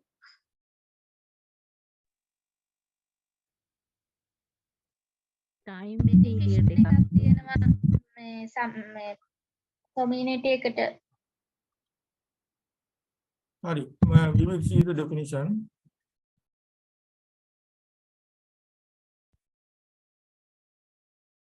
Okay.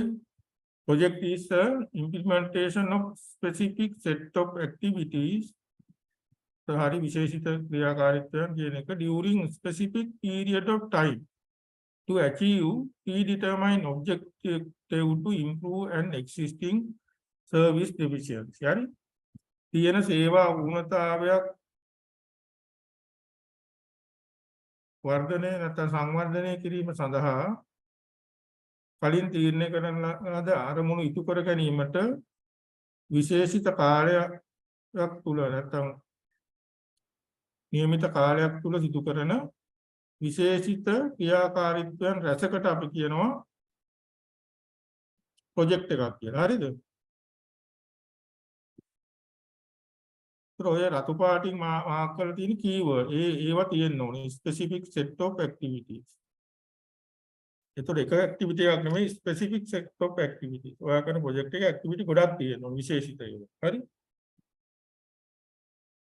දැන් මහවැලි ප්‍රොජෙක්ට් එක දැන් මිසිස් බණ්ඩාරනායකගේ ගවර්න්මන්ට් එකෙන් තීරණය කරේ අවුරුදු 30කින් කරලා නිම කරන්න තමයි ප්‍රොජෙක්ට් එක හැදුවේ. ඊට පස්සේ මිස්ටර් ජේ.ආර්.ජයවර්ධන ගවර්න්මන්ට් එක ආවට පස්සේ ඒගොල්ලෝ ඒක කඩිනම් මහවැලි ව්‍යාපාරය කියලා ඔයගොල්ලෝ අහලා තියෙනවා. ඒතර අවුරුදු 6කින් ඉවර කරන්න කියලා ප්ලෑන් කරා ආයතනය. හරි? ඒතර ඒකේ ගොඩාක් ඇක්ටිවිටීස් තියෙනවා. හරි? කුසි කර්මාන්තය දිනු කරන්න ඊළඟට මේ හයිඩ්‍රොලික් පවර් එක ජල විදුලිය නිෂ්පාදනය කරන්න ඒවා ගොඩ ඇක්ටිවිටීස් තියෙනවා. හරි?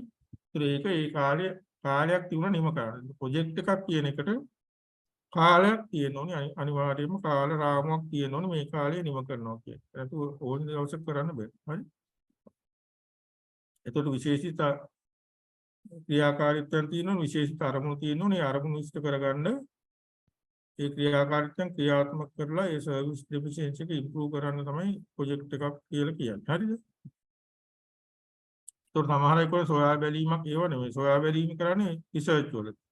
ප්‍රොජෙක්ට් එකක් කියන්නේ කරන වැඩක්. හරි? ඒක අනිවාර්යයෙන්ම ව්‍යාපෘතියක් කියන්නේ ඒක යම් අරමුණක් ඉසු කර ගැනීම සඳහා කරන ක්‍රියාවලියකට අපි කියනවා ප්‍රොජෙක්ට් එකක්. ඒතකොට ඒක ස්පෙસિෆික් ටයිම් පීරියඩ් එකක වෙන්න ඕන. හරි?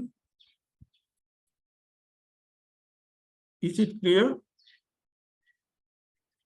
පැහැදිලිද? Yes sir. හරි. හරි? හරි.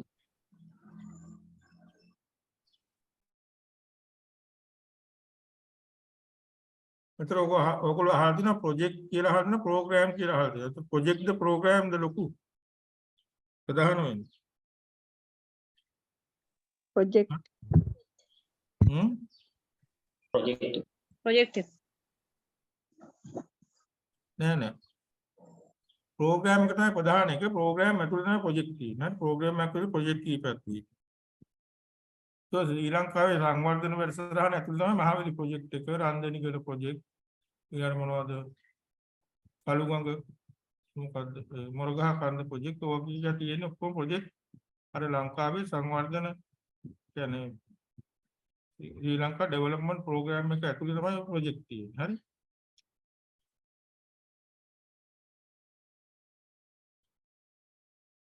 දැන් මේක මේ උදාහරණ දෙන්නේ ප්‍රෝග්‍රෑම් එක තමයි EPI.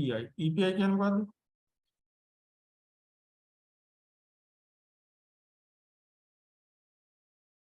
What is EPI? Expanded program of immunization. Expanded program of immunization. හරි. ව්‍යාප්ත කරන ලද ප්‍රතිශක්තිකරණ වැඩසටහන. ඒක ඇතුලේ ප්‍රොජෙක්ට් ආගයක් කරා පහුගිය කාලේ ඔයගොල්ලන්ට මතකද මන් දන්නේ නැහැ. National Immunization Day කියලා. සමහර අයට මතකයි. ජාතික ප්‍රතිශක්තිකරණ දිනය කියලා ප්‍රොජෙක්ට් එකක් කරා. මොකටද ඒක කරේ?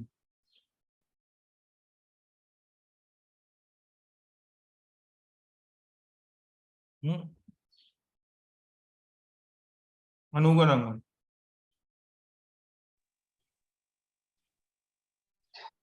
Develop the immunization.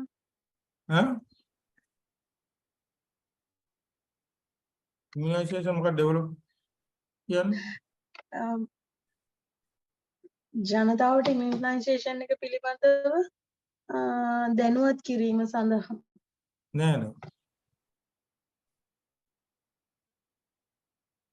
ඔයගොල්ලෝ දන්නවත් මේ යුද්ධ තිබුණානේ කාලයක් ලංකාවේ යුද්ධය තිබුණා. ඒ යුද්ධ ඒරියාවල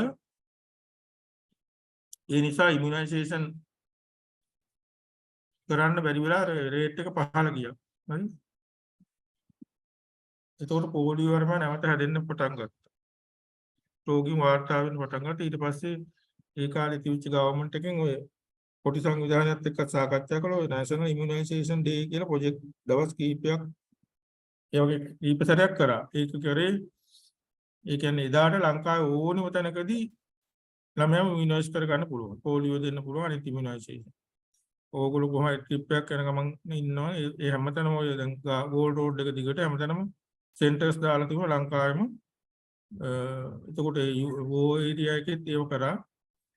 ඒ අර ඉමුනයිසේෂන් රේට් එකේ ඩෙෆිෂියන්සි එකක් තියෙනවා කියලා අඳුනගත්තම යුද්ධය නිසා ඒකට එෆෙක්ට් වෙලා ඉමුනයිස් වෙන්නේ නැහැ කියලා ළමයි. ඒක ඉම්ප්‍රූව් කරන්න තමයි ප්‍රොජෙක්ට් එක කරේ. හරි.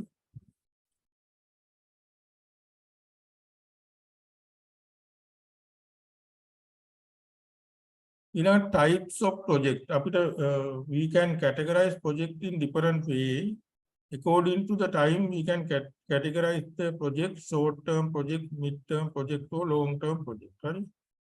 කෙටි කාලීනව මධ්‍ය කාලීන සහ දීර්ඝ කාලීන කියලා වෙන් කරන්න පුළුවන් ටයිම් එක අනුව එකට එනවා.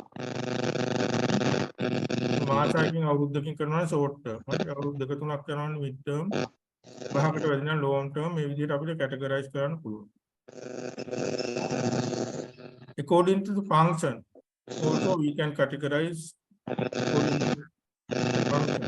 Study project. आयत माइक कौन करेगा?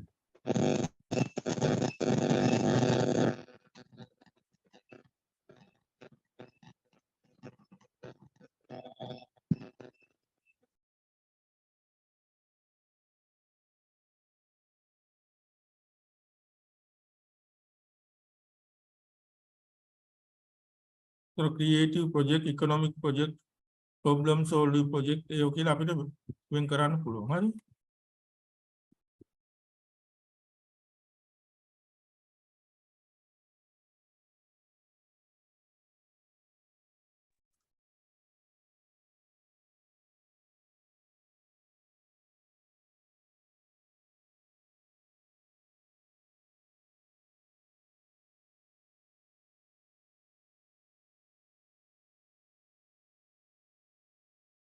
ඊළඟ community based health education program ඒ වගේ project කියලා අපි නම් කරන්න පුළුවන්. ඒතර ඒවා community එකේ we are doing those things to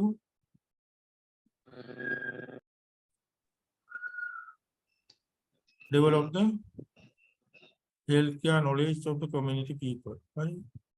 Or sometimes we are expected to improve their skills.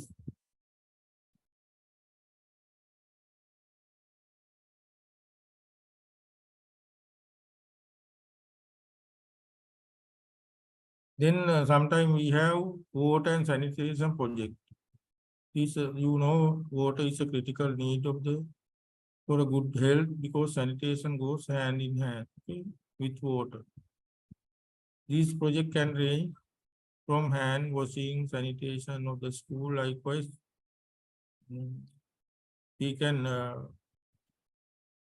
focus on elimination of reduction of waterborne disease through this type of project. Okay.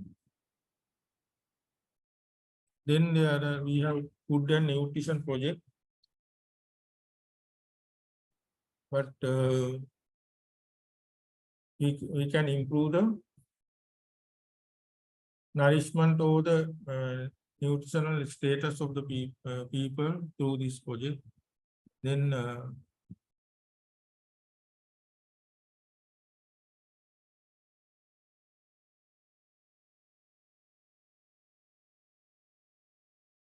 by improving the nutritional status of the people,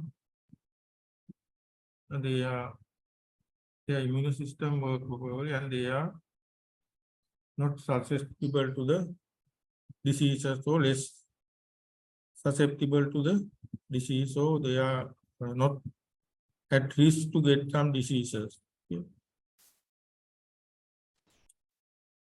Then some project focus on the women literacy, but we know it is also very important to improve the health of the people because the women, they are the one who manage the family. Then to empower these people, these type of project implemented by the health sector.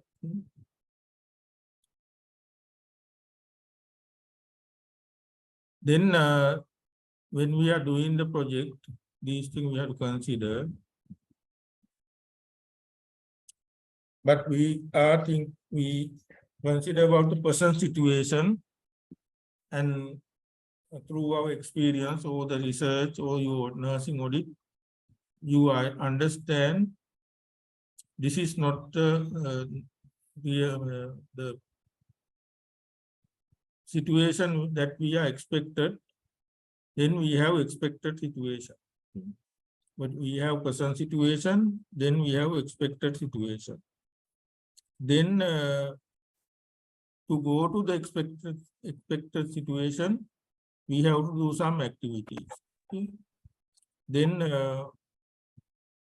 according to these activities, we have to develop the objectives by considering the expected situation. But those thing or do the activities, it take time. Okay. Then project එකක් තුල ඔය ටික තියෙනවා. දැනට තියෙන තත්ත්වයේ තියෙනවා. අපි බලාපොරොත්තු වුණ තත්ත්වයේ තියෙනවා. ඒකට තියෙන තත්ත්වයෙන් බලාපොරොත්තු වුණ තත්ත්වයට යන්න නම් අපි මොනවා හරි කරන්න ඕනේ. We have to do some activities or put the input. input එකක් දාන්න ඕනේ. හරි. ඒතර ඒකෙදි අපි නිකන් ඔය කරන්නේ ඒකට අනුව අපි objectives හදාගෙන ඒ objective achieve කරගන්න තමයි activities කරන්නේ. It take time. There should be time. ඒතර project එකකදී දැන්ට තියෙන situation එක බලාපොරොත්තු වෙන situation එක improve කරන්න activities කරනවා ඒ අදාළ අරමුණු ඇතුව යම් කාල පරාසයක් තුල. හරි.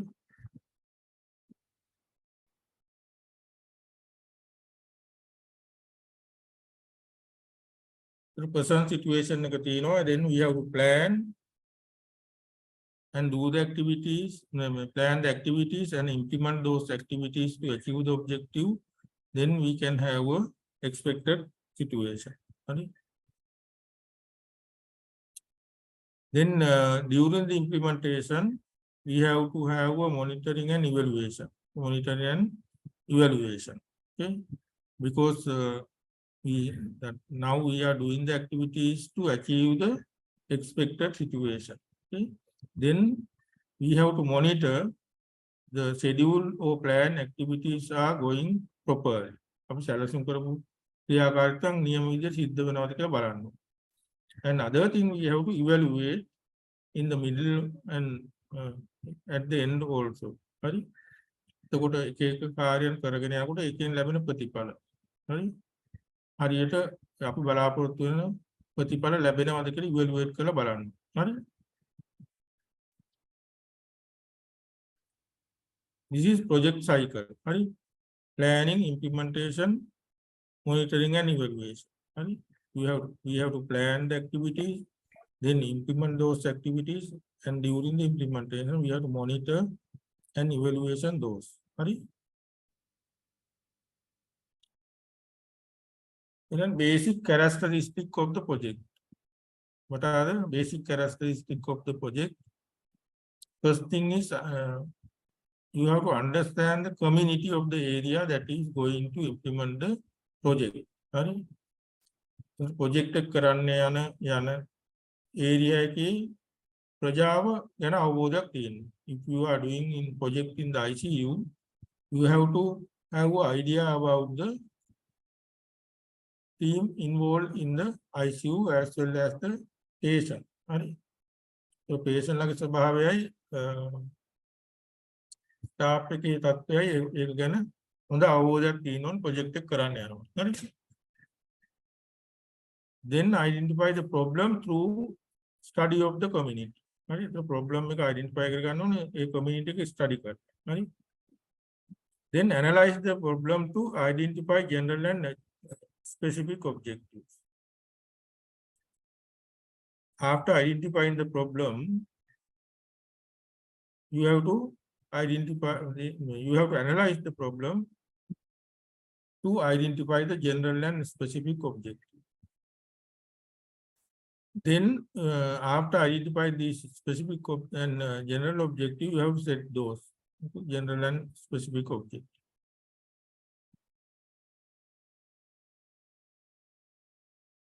Then identify the barriers and limitation,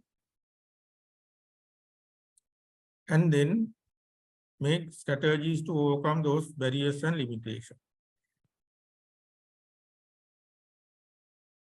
Then next, you have to identify the activities to achieve specific objectives. And next, identify the indicators that you are going to monitor and evaluate your project. Then define the time frame and implement the project and writing final report.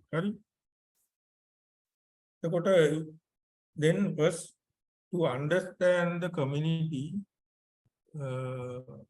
of the area that you are going to implement the project, you have to do the situational analysis. Situational analysis. හත්ව විග්‍රහයක් කරලා බලන්න ඕනේ. හරි? And you identify there is a service deficiency. හරි? ඔයාගේ unit එකේ ඔයාගේ experience එකෙන් ඔයා අඳුරගෙන තියෙන service deficiency එක. Then you have to do the situational analysis. හරිද? ඒ තත්ත්වය ගැන විග්‍රහ කරලා බලන්න ඕනේ ඇයි මේක සිද්ධ වෙන්නේ දිගටම. හරි? මොකක්ද මේකට හේතුව? patient ලගේ හේතුවක්ද, staff එකේ හේතුවක්ද, resource වල හේතුවක්ද?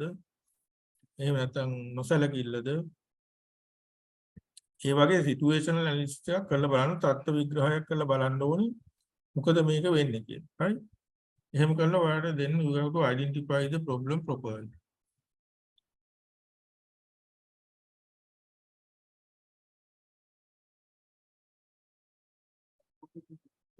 විනාඩි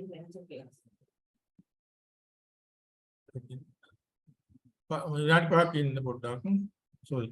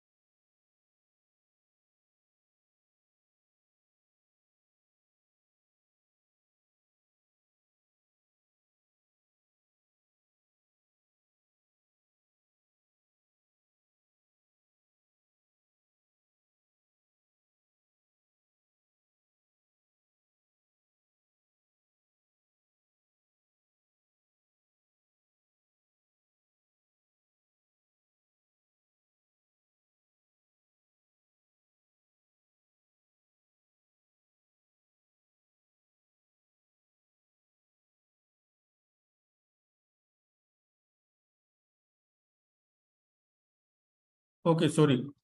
Then you have to first you have to do the situation analysis, and through the situation analysis you can identify the real problem and then analyze the problem. We will discuss how to analyze the problem, and then after analyzing the problem we have to set the general and specific objective, and then do the SWOT analysis and identify barriers and limitations.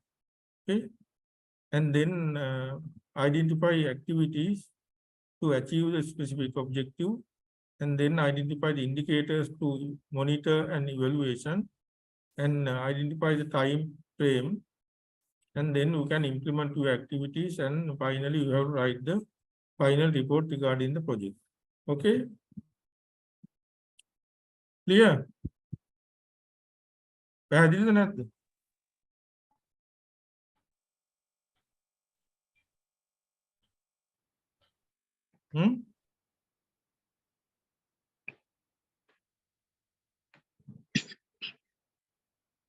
මොනවද අහන්න තියෙනවද?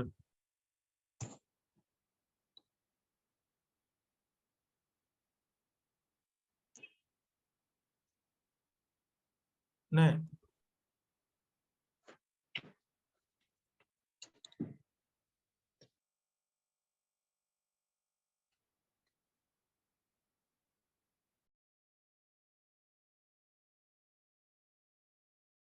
Then in the project planning phase, identify the community and do the situation analysis and problem identification and prioritize the problem, analyze the problem.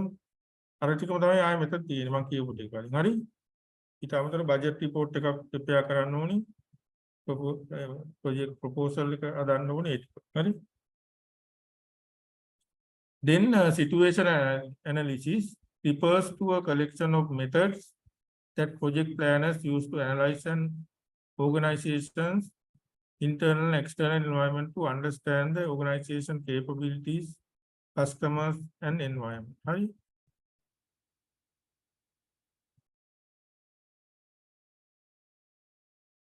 තොර ඒ ආයතනයේ අභ්‍යන්තර බාහිර පරිසරය ගැන අවබෝධයක් ඇති කරගෙන ඒක ඇනලයිස් කරලා බලලා ඒ ආයතනයේ හැකියාවන් ඒක කස්ටමර්ස්ලා පරිසරය ගැන මේ ඇනලයිස් කරලා බලන එක තමයි සිටුේෂන් ඇනලිසිස් කියලා කියන්නේ. හරි?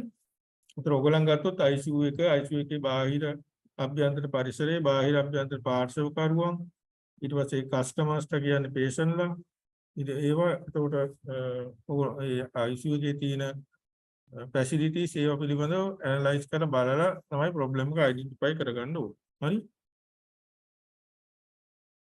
ඊළඟට after the situation analysis you can identify the problem, then you have to analyze the problem. හරි? so problem එක analyze කරනකොට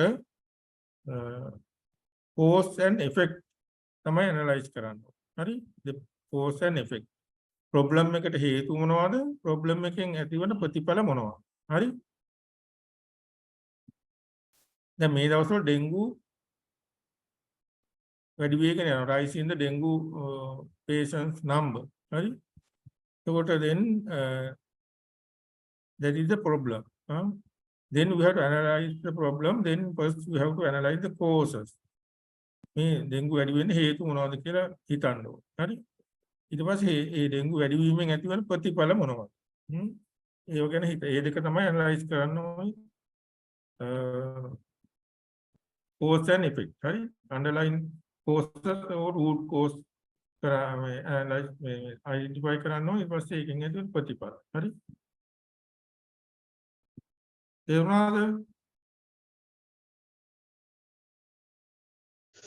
ඔව් සර්.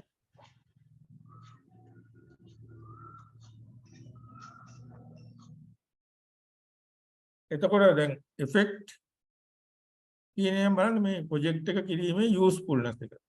හරි? දැන් මේ ප්‍රොබ්ලම් එකේ ඇතිවන ප්‍රතිඵල තියෙනවා ඒව නැති කරන්න පුළුවන් අපිට මේ ප්‍රොජෙක්ට් එක කිරීමෙන්. දැන් ඩෙන්ගු වැඩි වීමෙන් ඩෙන්ගු රෝහල්ගත වෙන ප්‍රමාණය වැඩි වෙනවා, ඩෙන්ගු මරණ ප්‍රමාණය වැඩි වෙනවා, හෙල්ත් කෙයාර් කොස්ට් එක වැඩි වෙනවා. හරි? ඒ වගේ හේතු තියෙනවා. හරි? එතකොට ඒක ඒ හේතු ටික නැති වෙනවා අපි මේ ප්‍රොජෙක්ට් එකක් කරොත් මේ හේතු ටික නැති කරලා. හරි? ඒකට ඉන්න effect අපි ගන්න ඒකෙන් තමයි අපි research එකේ usefulness එක බලන්නේ. හරි? මේ research එක කිරීමේ මේ ප්‍රයෝජනයක් තියෙනවද කියලා පෙන්වන්නේ අපි අර problem එක නිසා ඇති වෙන effect පෙන්නලා ඒව නැති කරන්න පුළුවන් කියලා පෙන්වීමෙන් තමයි project එකේ usefulness එක පෙන්වන්නේ. හරි? ඊට පස්සේ root cause අපි බලන්නේ why ඇයි මේ problem එක ඇති වෙන්නේ කියලා බලන්න. හරි?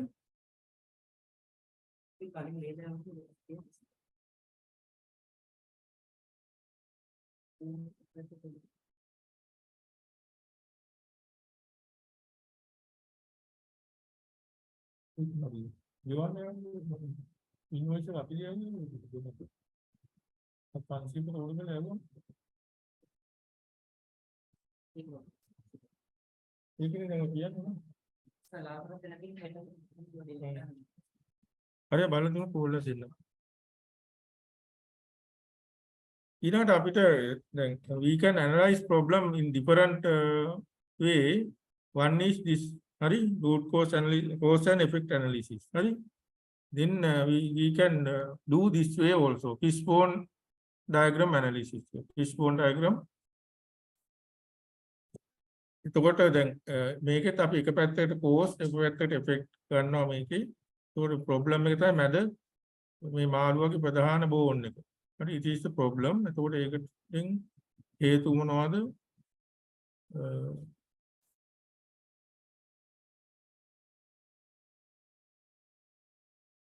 ප්‍රතිඵල මොනවද කියලා දෙපැත්තට අපිට ඇනලයිස් කරලා බලන්න. හරි? ඊළඟ මේ විදි මේක root cause analysis මේකනොත් අපිට පුළුවන් දැන් problem and cause මේ effect. හරි? causes and effect. ඒතර problem එක තමයි causes තමයි මේ ගහේ තියෙන root මුල් ඒවා එකතු වෙලා problem එක ලොකුට හැදලා දෙනවා ගහක් වගේ. හරි? ඊට පස්සේ ඒකේ ප්‍රතිඵල තමයි මේ symptoms කියලා කියන්නේ. හරි? ඊළඟට problem එක ඇනලයිස් කරලා problem statement එක ලියන්න ඕනේ හරියට. හරි? problem statement එක ලියන්න ඕනේ. හරි? ගැටලු ප්‍රකාශනයක් ලියන්න. හරි?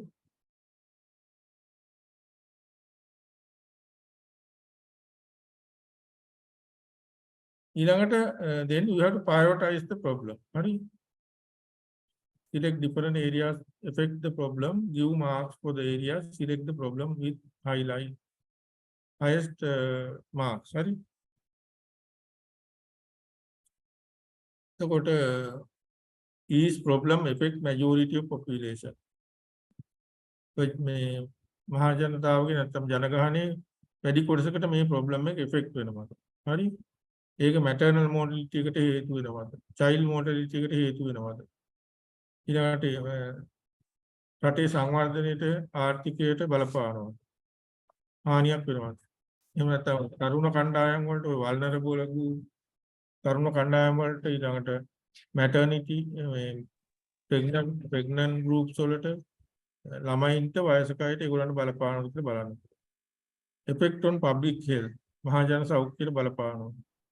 ඒක long term issues develop කරන එකක්ද? ඒ ටික බලන්න ඕනේ. ඊළඟට මේ project cycle එකේ planning implementation evaluation තුනම implement කරන්න පුළුවන් දේ problem එකට කියලා බලන්න. හරි?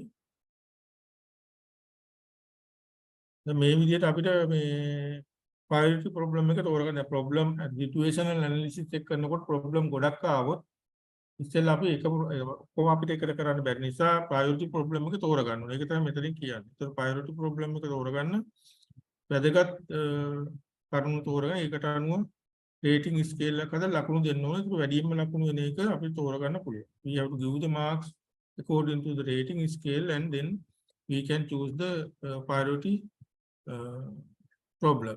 හරි? එතකොට ඔයගොල්ලන් පේනවා මේ පැත්තේ තියෙනවා increase dengue breeding places, increase home violence, teenage pregnancy, increase use of alcohol, increase children with respiratory disease කියලා ප්‍රජාවේ තියෙන ගැටලු ටිකක් තමයි මෙතන දාලා තියෙන්නේ. මේ පැත්තේ තියෙනවා urgency. මේ ගැටලුවේ තියෙන හදිසිභාවයට අපි ලකුණු දෙනවා. ඊළඟ feasibility. ඒක සාක්ෂ්‍යතාවය කියලා කියන ඒ ගැටලුව විසඳන්න තියෙන හැකියාවට අපි ලකුණු දෙනවා පුළුවන්. ඊට affected number ඒ ගැටලුවෙන් ඒ ගැටලුව බලපාන ප්‍රමාණය ප්‍රජාවිය හෝ මහජනතාව හෝ නැත්නම් වාර්ඩ් පේෂන් ළඟින් ඒ ගැටලුව බලපාන ප්‍රමාණයට අපි ලකුණු දෙනවා වැඩි නම් වැඩි ප්‍රමාණයක් අඩු නම් ඊට affected group කියන්නේ vulnerable group youth ලට වැඩිපුර බලපානවද pregnant women ලට බලපානවද දරුවන්ට බලපානවද ඒ විදිහට ඒකට ලකුණු දෙනවා ඊළඟ resource මේ ගැටලුව විසඳන්න අපිට යන සම්පත් ප්‍රමාණය අනුවත් අපි අඩුවෙන් යන්නේ වැඩි ලකුණු ප්‍රමාණයක් වැඩියෙන් යන්නේ අඩු ලකුණු ප්‍රමාණයක් එහෙම දෙන්න පුළුවන් ඊළාට ඒ ගැටලුවේ නවතාවය අනුව දැන් පරණ ගැටලුවක් නම් ආයෙත් විසඳන්න උත්සාහ කරලා ආයෙත් අපි ඔක් ගත්තා කියලා සමහරවිට විසඳුමක් නැති වෙන්න පුළුවන්. එහෙම එකක් කළා වැඩක් නැහැ. ඒ නිසා මේක අලුතෙන් ඇති වෙච්ච ගැටලුවක්ද කියන එක බලන්න. ඒකටත් අපි ලකුණු ප්‍රමාණය දෙනවා. ඒකට මේකේ එකේ ඉඳන් පහක් තමයි රේට් කරලා තියෙන්නේ. හරි? වැඩිම 5 අඩුම 1. හරි? ඒකෝ දැන් මේ ඩෙන්ගු මේ බ්ලීඩින් ප්ලේස් ඉන්ක්‍රීස් වෙනවා කියන එකට අර්ජන්සි එක ඉක්මනින් විසඳන්න ඕන ගැටුම ඒකට ඒතර 5ක් දීලා තියෙනවා. ඊළඟට ඒක feasibility කියන්නේ ඒක විසඳන්න පුළුවන් එකක්ද නම් ඒකට 4ක් දීලා තියෙනවා. effective number එක වැඩි නම් 4ක් දීලා තියෙනවා.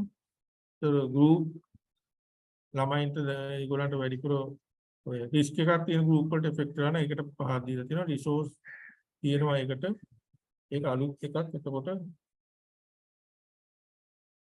ඒ ප්‍රදේශයට ඒතර අලුත් එකක්. එතකොට ඒක අනුව ලකුණු දීලා එකට ලකුණු 28ක් කරනවා. ඒ වගේ අනිත් ඒවාටත් එහෙම ඒ අනුව ලකුණු දෙන්න පුළුවන් අපිට ඒ රේටින් ස්කේල් එක අනුව. හරි?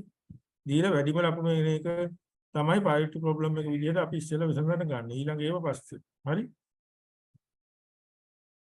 තේරුණාද? ඈ?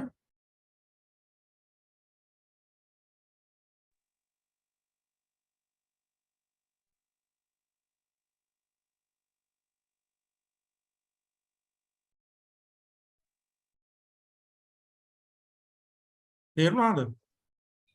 නැද්ද? ඈ? තේරුණාද? ඊළඟට objectives තියන්න ඕන. හරි? objectives තියනකොට ඒවා ස්පෙસિෆික් වෙන්න ඕන. හරි? ස්මාර්ට් වෙන්න ඕන. ස්මාර්ට් කියන්නේ ස්පෙસિෆික් වෙන්න ඕනේ ඒ කරුණට අදාළව. දැන් ඩෙන්ගු බ්ලීඩින් ප්ලේස් අඩු කරන්න යන්නේ ඒකට අදාළ ස්පෙસિෆිකලිම ඒකට ලියන්න ඕනේ reduce the dengue bleeding places කියලා. හරි? ඊළඟට measurable මනින්න පුළුවන් වෙන්න ඕනේ. හරි? ඒතකොට මාසයක් තුළ dengue bleeding places 75% වලින් අඩු කරනවා. නැත්නම් decrease the dengue bleeding places by 75% within 1 month. හරි? ඒතකොට 75% කියන එක මාසයක් ගිහිලා අපිට මනින්න පුළුවන් 75% අඩු වෙලාද කියලා. හරි? ඒ වගේ මනින්න පුළුවන් විදිහට ලියනවා. නැත්නම් decrease the dengue bleeding places කියලා ලියුවොත් within 1 month කියලා ලියුවොත් අතිවිච්ච ප්‍රමාණය එකක් අඩු වුණා decrease. හරි? ඒක අර ස්ටෑන්ඩඩ් එක දාන්න. හරි? ඊළඟට achievable ඒක achieve කරන්න පුළුවන්. දැන් dengue bleeding place ඒවා මාසෙකින් අපිට ගොඩක් අඩු කරන්න පුළුවන්. ඒකට අවධානය යොමු කරලා වර්ක් කරලා ඒක කරොත් ඒක achieve කරන්න පුළුවන් එකක්. එහෙම නැත්නම් අපි සතියකින් කරනකොට සමහරට achieve කරන්න අමාරුයි. ඒ කියන්නේ තමුන් කරන්න යන වැඩේට අවශ්‍ය කාලය බලලා ඒක achievable එකක්ද කියලා බලන්න. හරි? එළියන ඔබ්ජෙක්ටිව් එක තමුන්ට ඉෂ්ට කරගන්න පුළුවන් එකක්ද? ඊළඟ reliable ඒක ඇත්තටම කරන්න පුළුවන් එකක්. ඊළඟ time frame එකක් තියෙන්න ඕනේ. within 1 month, within 2 months like that. හරි? ඔබ්ජෙක්ටිව් එක ලියනකොට ඒ විදිහට ලියන්න ඕනේ. නිකම්ම increase the knowledge කියලා ලිව්වට මනින්න බෑ ඒක. decrease increase ඒක මනින්න බෑ. එන percentage එකක් විදිහට නැත්නම් ප්‍රමාණයක් විදිහට දක්වන්න ඕනේ ඔබ්ජෙක්ටිව් එක. then only you can monitor and evaluate. Okay?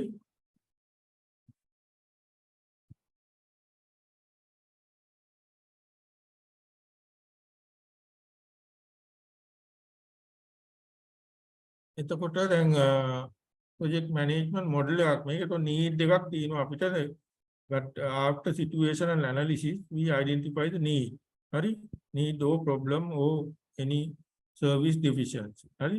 now we have a need අවශ්‍යතාවයක් තියෙනවා. දැන් ඒක fulfill කරන්න ඕනේ. හරි? එහෙනම් ඒකට අපි ඒ අවශ්‍යතාවය ඉෂ්ට කරන්න නම් ඉන්පුට් එකක් දාන්න. හරි? දැන් දැනුම වැඩි කිරීමේ අවශ්‍යතාවයක් තියෙනවා නම් දැනුම වැඩි කරන්න මොනවයි කරන්න ඕන. හරි? ඒව තමයි ඉන්පුට් එකක් දාන්න. හරි? ඊළඟ process එක. ඒ ඉන්පුට් එක දානකොට ක්‍රියාවලියක් තියෙනවා. හරි? ඒ එක ඇක්ටිවිටීස් කොහොමද කවදාද කොහෙද කොහොමද කවුද රෙස්පොන්සිබල් ඒව කරගෙන යන්නේ. ඒක process එක. හරි?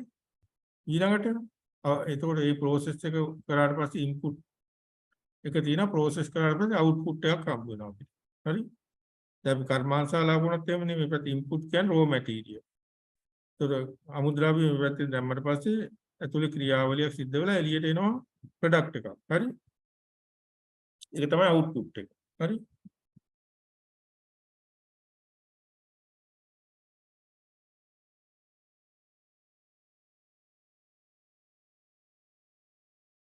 ඊළඟට outcome එක.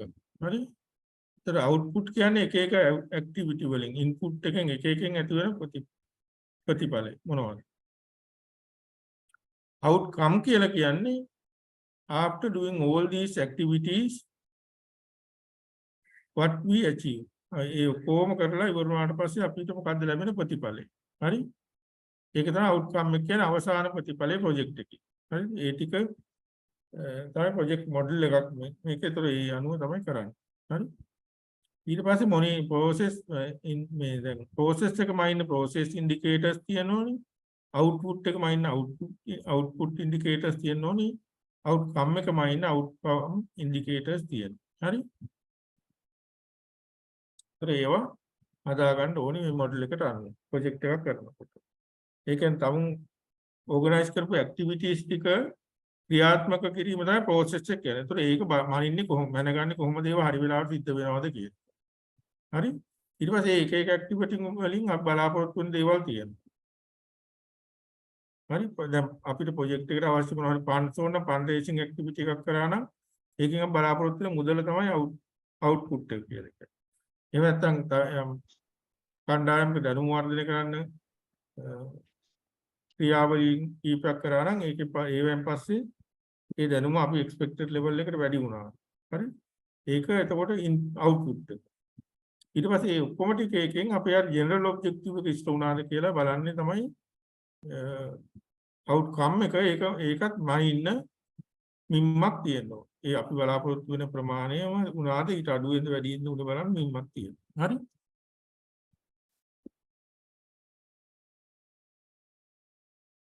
Are you clear? පැහැදිලිද? ඈ?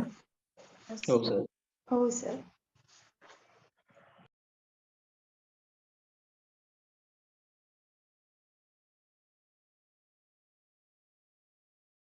ඊළඟට ස්ලොට් ඇනලිසිස් එක කරලා බලන්න. හරි? ස්ලොට් ඇනලිසිස් කියලා කියන්නේ S කියන්නේ strength, W කියන්නේ weakness, O කියන්නේ opportunities, T කියන්නේ threat.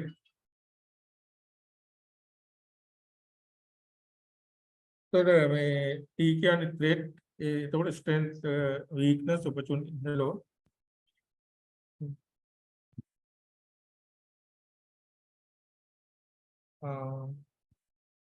අද ඕන වෙන නැහැ ඒගොල්ලන්ට කෝල් කරපන් ගෙදරට එනවා දැන්. right. Thank you. Okay, then after you plan your project, then put it to the SWOT analysis. හරි? SWOT analysis එකට දාලා බලන්න. SWOT. හරි? Strength, weakness, opportunities and threat. So ඒකෙදි strength and weakness කියන්නේ internal.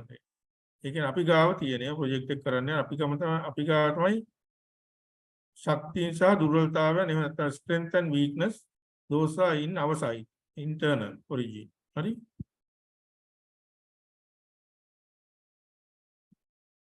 and the attributes of the organization.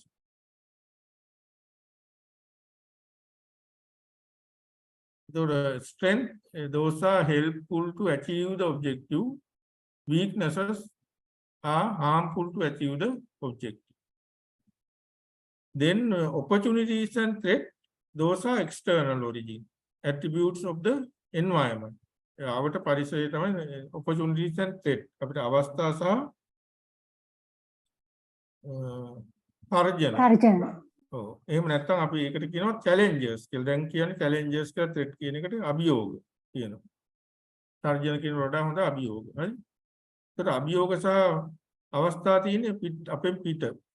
ඒකට then we have to use our strength to do the project and overcome our weakness. Right? Or prevent those weakness. අපේ දුර්වලකම් මග අර ගන්න ඕනේ නැත්නම් ඒවා වර්ධනය weakness මග අරගෙන වර්ධනය වෙන්න ඕනේ. ඒවට කලින් අපි අඳුරගන්නේ project එක කරන අතර ඔක වුණොත් එහෙම ඒතර project එක අසාර්ථක වෙනවා. project එක implement කරන්න කලින් we have to identify what are the strengths we have and what are the weaknesses we have and what are the opportunities and what are the challenges.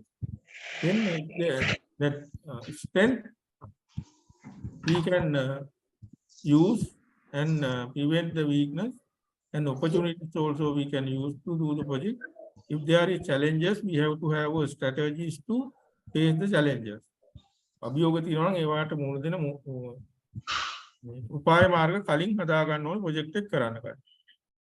ඊට පස්සේ කියනවා weakness and threat කියන එක වැඩි නම් ගොඩක් හරි ඒ ප්‍රොජෙක්ට් එක සාර්ථක කරගන්න බෑ. ඒකට ඒක අතාරින්න. හරි ගොඩක් weakness and threat තියෙනවා නම් අර strength and opportunities වලට වඩා අපිට ඒවා weakness මග අර අභියෝග වලට මුහුණ දෙදී ඉන්නවට වඩා ප්‍රොජෙක්ට් එක කරන්න වෙන්නේ නැහැ. හරි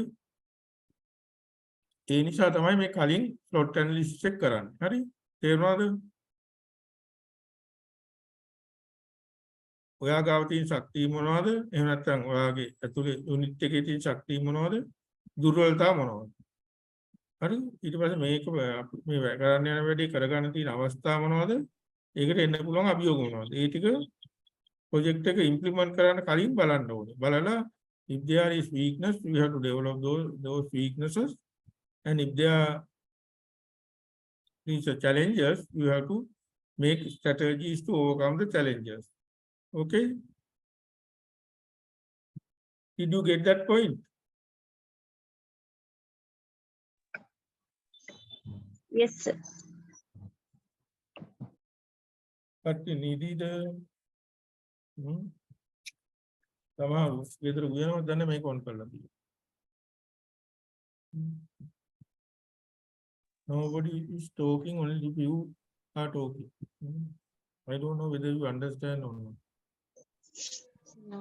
I can see you understanding when you are doing. Understands. Yes, sir. When you are doing the project, Yes. I can understand whether you understand or not. Okay.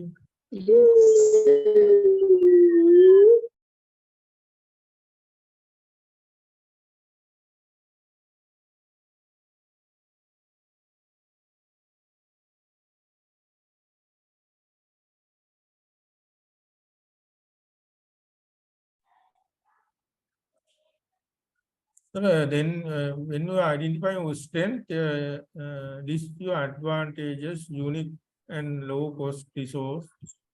Factors mean that you get the sale, what they mean. These are things business. Regarding the businesses. So the advantages, one of the unique. One of the Eki Lakshana, Madu Miller. සම්පත් මොනවද තියෙන්නේ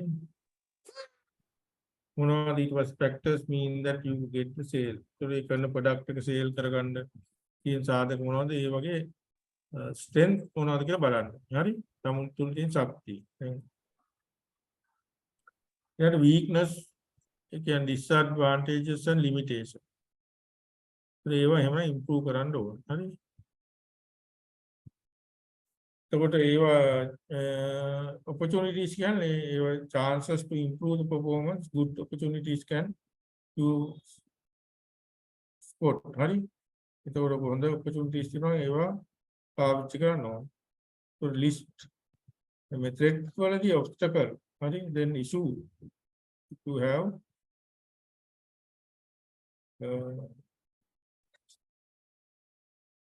then you have to have strategies to overcome these challenges or threat. Right?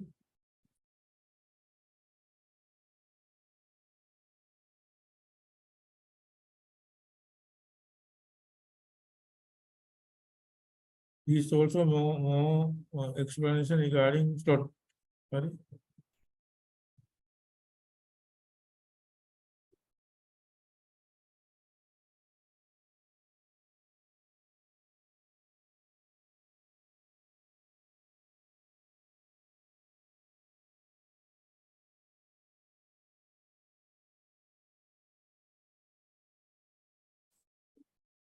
Okay, then you have to identify the indicators for monitoring and evaluation, process indicator, output indicator, and outcome indicator. Before, when you are planning, then do the activity plan, list your activities, then date, when you are going to do that activity, and where are you going to do that activity, venue, and who are the responsible person for that activity, and what are the resources you need, and what is your expected output. Right? These things you have to prepare in activity plan. Right? Activity plan එක තියෙන activity ටික list out කරලා ඒව කරන්න දිනේ කවද්ද කොහෙද කරන්න කවුද වගකීම් ගන්න ඊට පස්සේ ඒකට අවශ්‍ය සම්පත් මොනවද සහ ඒකෙන් බලාපොරොත්තු වෙන ප්‍රතිඵලය මොකක්ද කියලා කලින් අපේ සූදානම් කරගන්න ඕනේ ප්‍රොජෙක්ට් එක කරන්න කලින්. හරි?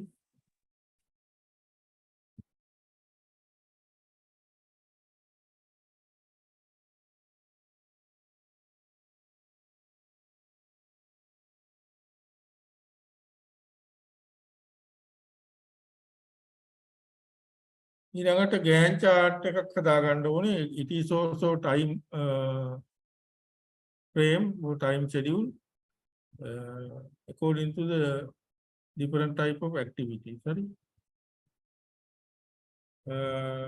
In Gantt chart, in activity column, you have to list your activities that you are going to do, and then mark when you are going to do that activity. Activity 1 එක කොහෙද කරන්නේ? කවද්ද කරන්නේ? ඒ වගේ මේ වගේ එක එක කාල රාමු මේ පැත්තට දාලා ඒක එතන මේ වගේ බොක්ස් එකක් වගේ ඇඳ ගන්නවා.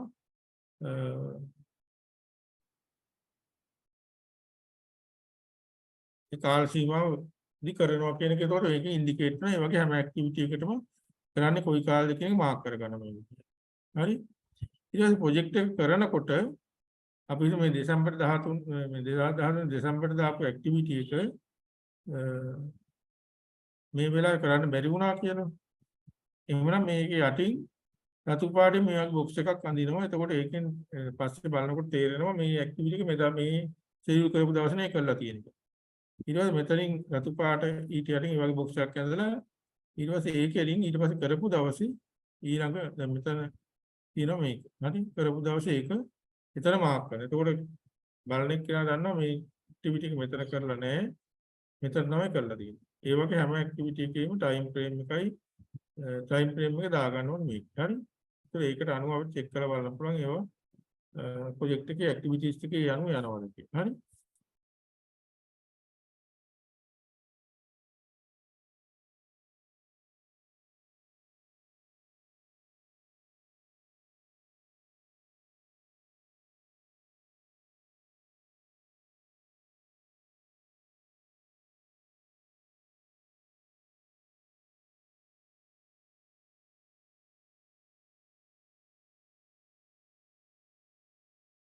ඒ අනුව උන ප්‍රොජෙක්ට් ප්‍රොපෝසල් එක ලියන්න ඕනේ ඉස්සෙල්ලා. මෙතන ප්‍රොජෙක්ට් ප්‍රොපෝසල් එක ලියනකොට first you have to write the title of the project. Project එකේ නම උඩින් ලියන්න ඕනේ. ඊළඟට then you have to write a little bit of few line introduction regarding your project, right? including objectives and what is situation like in 100 in 100 or 150 words you can write small introduction, right? Then justify, right? Justify the project. So justification ලියනකොට මොනවද consider කරන්න? What to consider when you are writing justification? ඒ කියන්නේ මේ project එක සාධාරණීකරණය කරන්න. දැන් මේ ගොඩක් project කරන්නේ funds අරගෙන ඒතර funding agency වලට අපි proposal එක දාන්න ඕනේ. ඒතර ඒගොල්ලෝ ඒක බලලා තමයි ඒක reasonable ද වැදගත් project එකක්ද කියලා බලලා තමයි grants දෙන්නේ. හරි? ඒකෙදි justification එක වැදගත්. justification එක ලියනකොට මොනවද ගන්නෙ? සලකන්නේ? objectives. Oh, objectives නෙවෙයි. මොකක්ද ඇයි? You remember you analyze the problem. You analyze the problem. That time I mentioned you the effect. When you are analyzing cause and effect, the effect we mentioned through this project that effect can reduce or effect can minimize or prevent. So justification වලදී ගන්න අර problem එක analyze කරනකොට අපි ඒ problem එකෙන් ඇතිවන ප්‍රතිඵල කියලා ගත්ත ටික දාලා තමයි justification එක ලියන්නේ. ඒ කියන්නේ මේ ගැටලුව නිසා මේ ප්‍රතිඵල ඇති වෙනවා. අනිසි ප්‍රතිඵල මේ project එක කිරීමෙන් ඒ ප්‍රතිඵල නැති කරන්න පුළුවන් කියන එක. හරි? කියලා පෙන්නන්න ඕනේ justification. තේරුණාද ඒක? ඈ? ඔව් සර්. ඔව් සර්. ඊට justification එක ලියුවට පස්සේ general and specific objective ලියන්න ඕනේ, activities ලියන්න ඕනේ, plot analysis ලියන්න ඕනේ, indicators monitoring ඒ ටික පෙන්නන්න, Gantt chart එක ලියන්න ඕනේ. ඊට budget report එකක් කරන්න ඕනේ. ওই ටික තමයි project proposal එක කියන්නේ. ගැටලුව identify කරගෙන ඊට පස්සේ ඒකෙන් පස්සේ ඔය මේ ටික ලියන්න ඕනේ project proposal එක. හරි?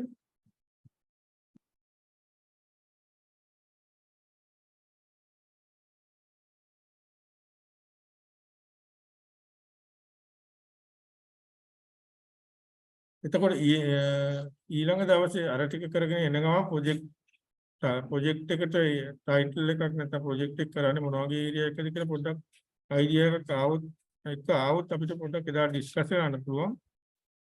ඊළඟට ඉක්මනට ප්‍රොජෙක්ට් ප්‍රොපෝසල් එක ලියලා සමහර විට ඔය ආයතන වලින් අවසර ගන්නත් තියෙනවා. වරගෙන ඉක්මනට පටන් ගන්න ඕනේ නැත්නම් ওই කාර්ය තුල ඉවර කරන්න බැරි.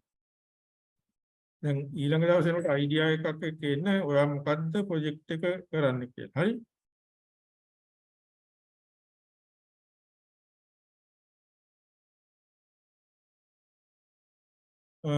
ඔය ටික තමයි දැනට කතා කරන්න තියෙන්නේ. ඊට පස්සේ ප්‍රොජෙක්ට් රිපෝට් එක ලියන්නේ කොහොමද කියලා පස්සේ කතා කරනවා. ඒක පිළිගොයන කිව්ව.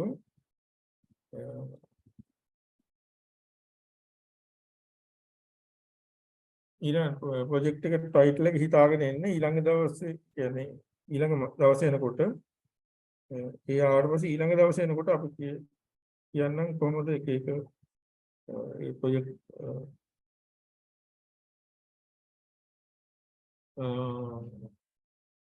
ටයිටල් එකට අනුව ප්‍රොපෝසල් එක ලියලා ඒ ටික කරනවා. ඒකට එක මාසවලදී ඔයගොල්ලෝ ප්‍රෝග්‍රස් රිපෝට් එකක් ඉදිරිපත් කරන්න ඕනේ. ඒක කොහොමද කරන්නේ කියලා කියන්න. හරි?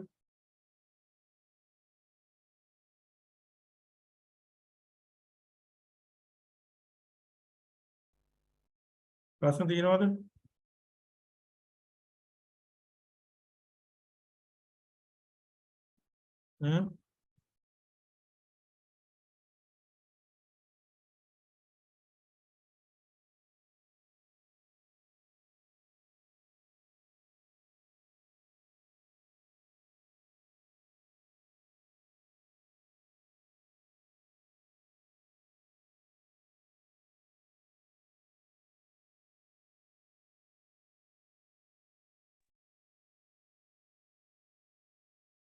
කියනවද?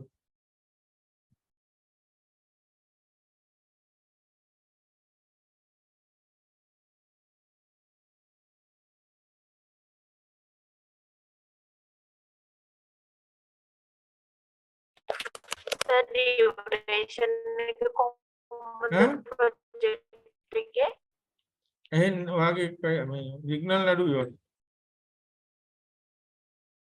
මොකද ඇහුවේ? duration එක සර් මොකේද? project එකේ ඩියුරේෂන් එක ඉතින් මාස ඉවර වෙන කලින් අන්තිමට දැන් ඔයගොල්ලෝ මාසයකට ගියා. දැන් මාස 4ක් වගේ තියෙන්නේ නේ.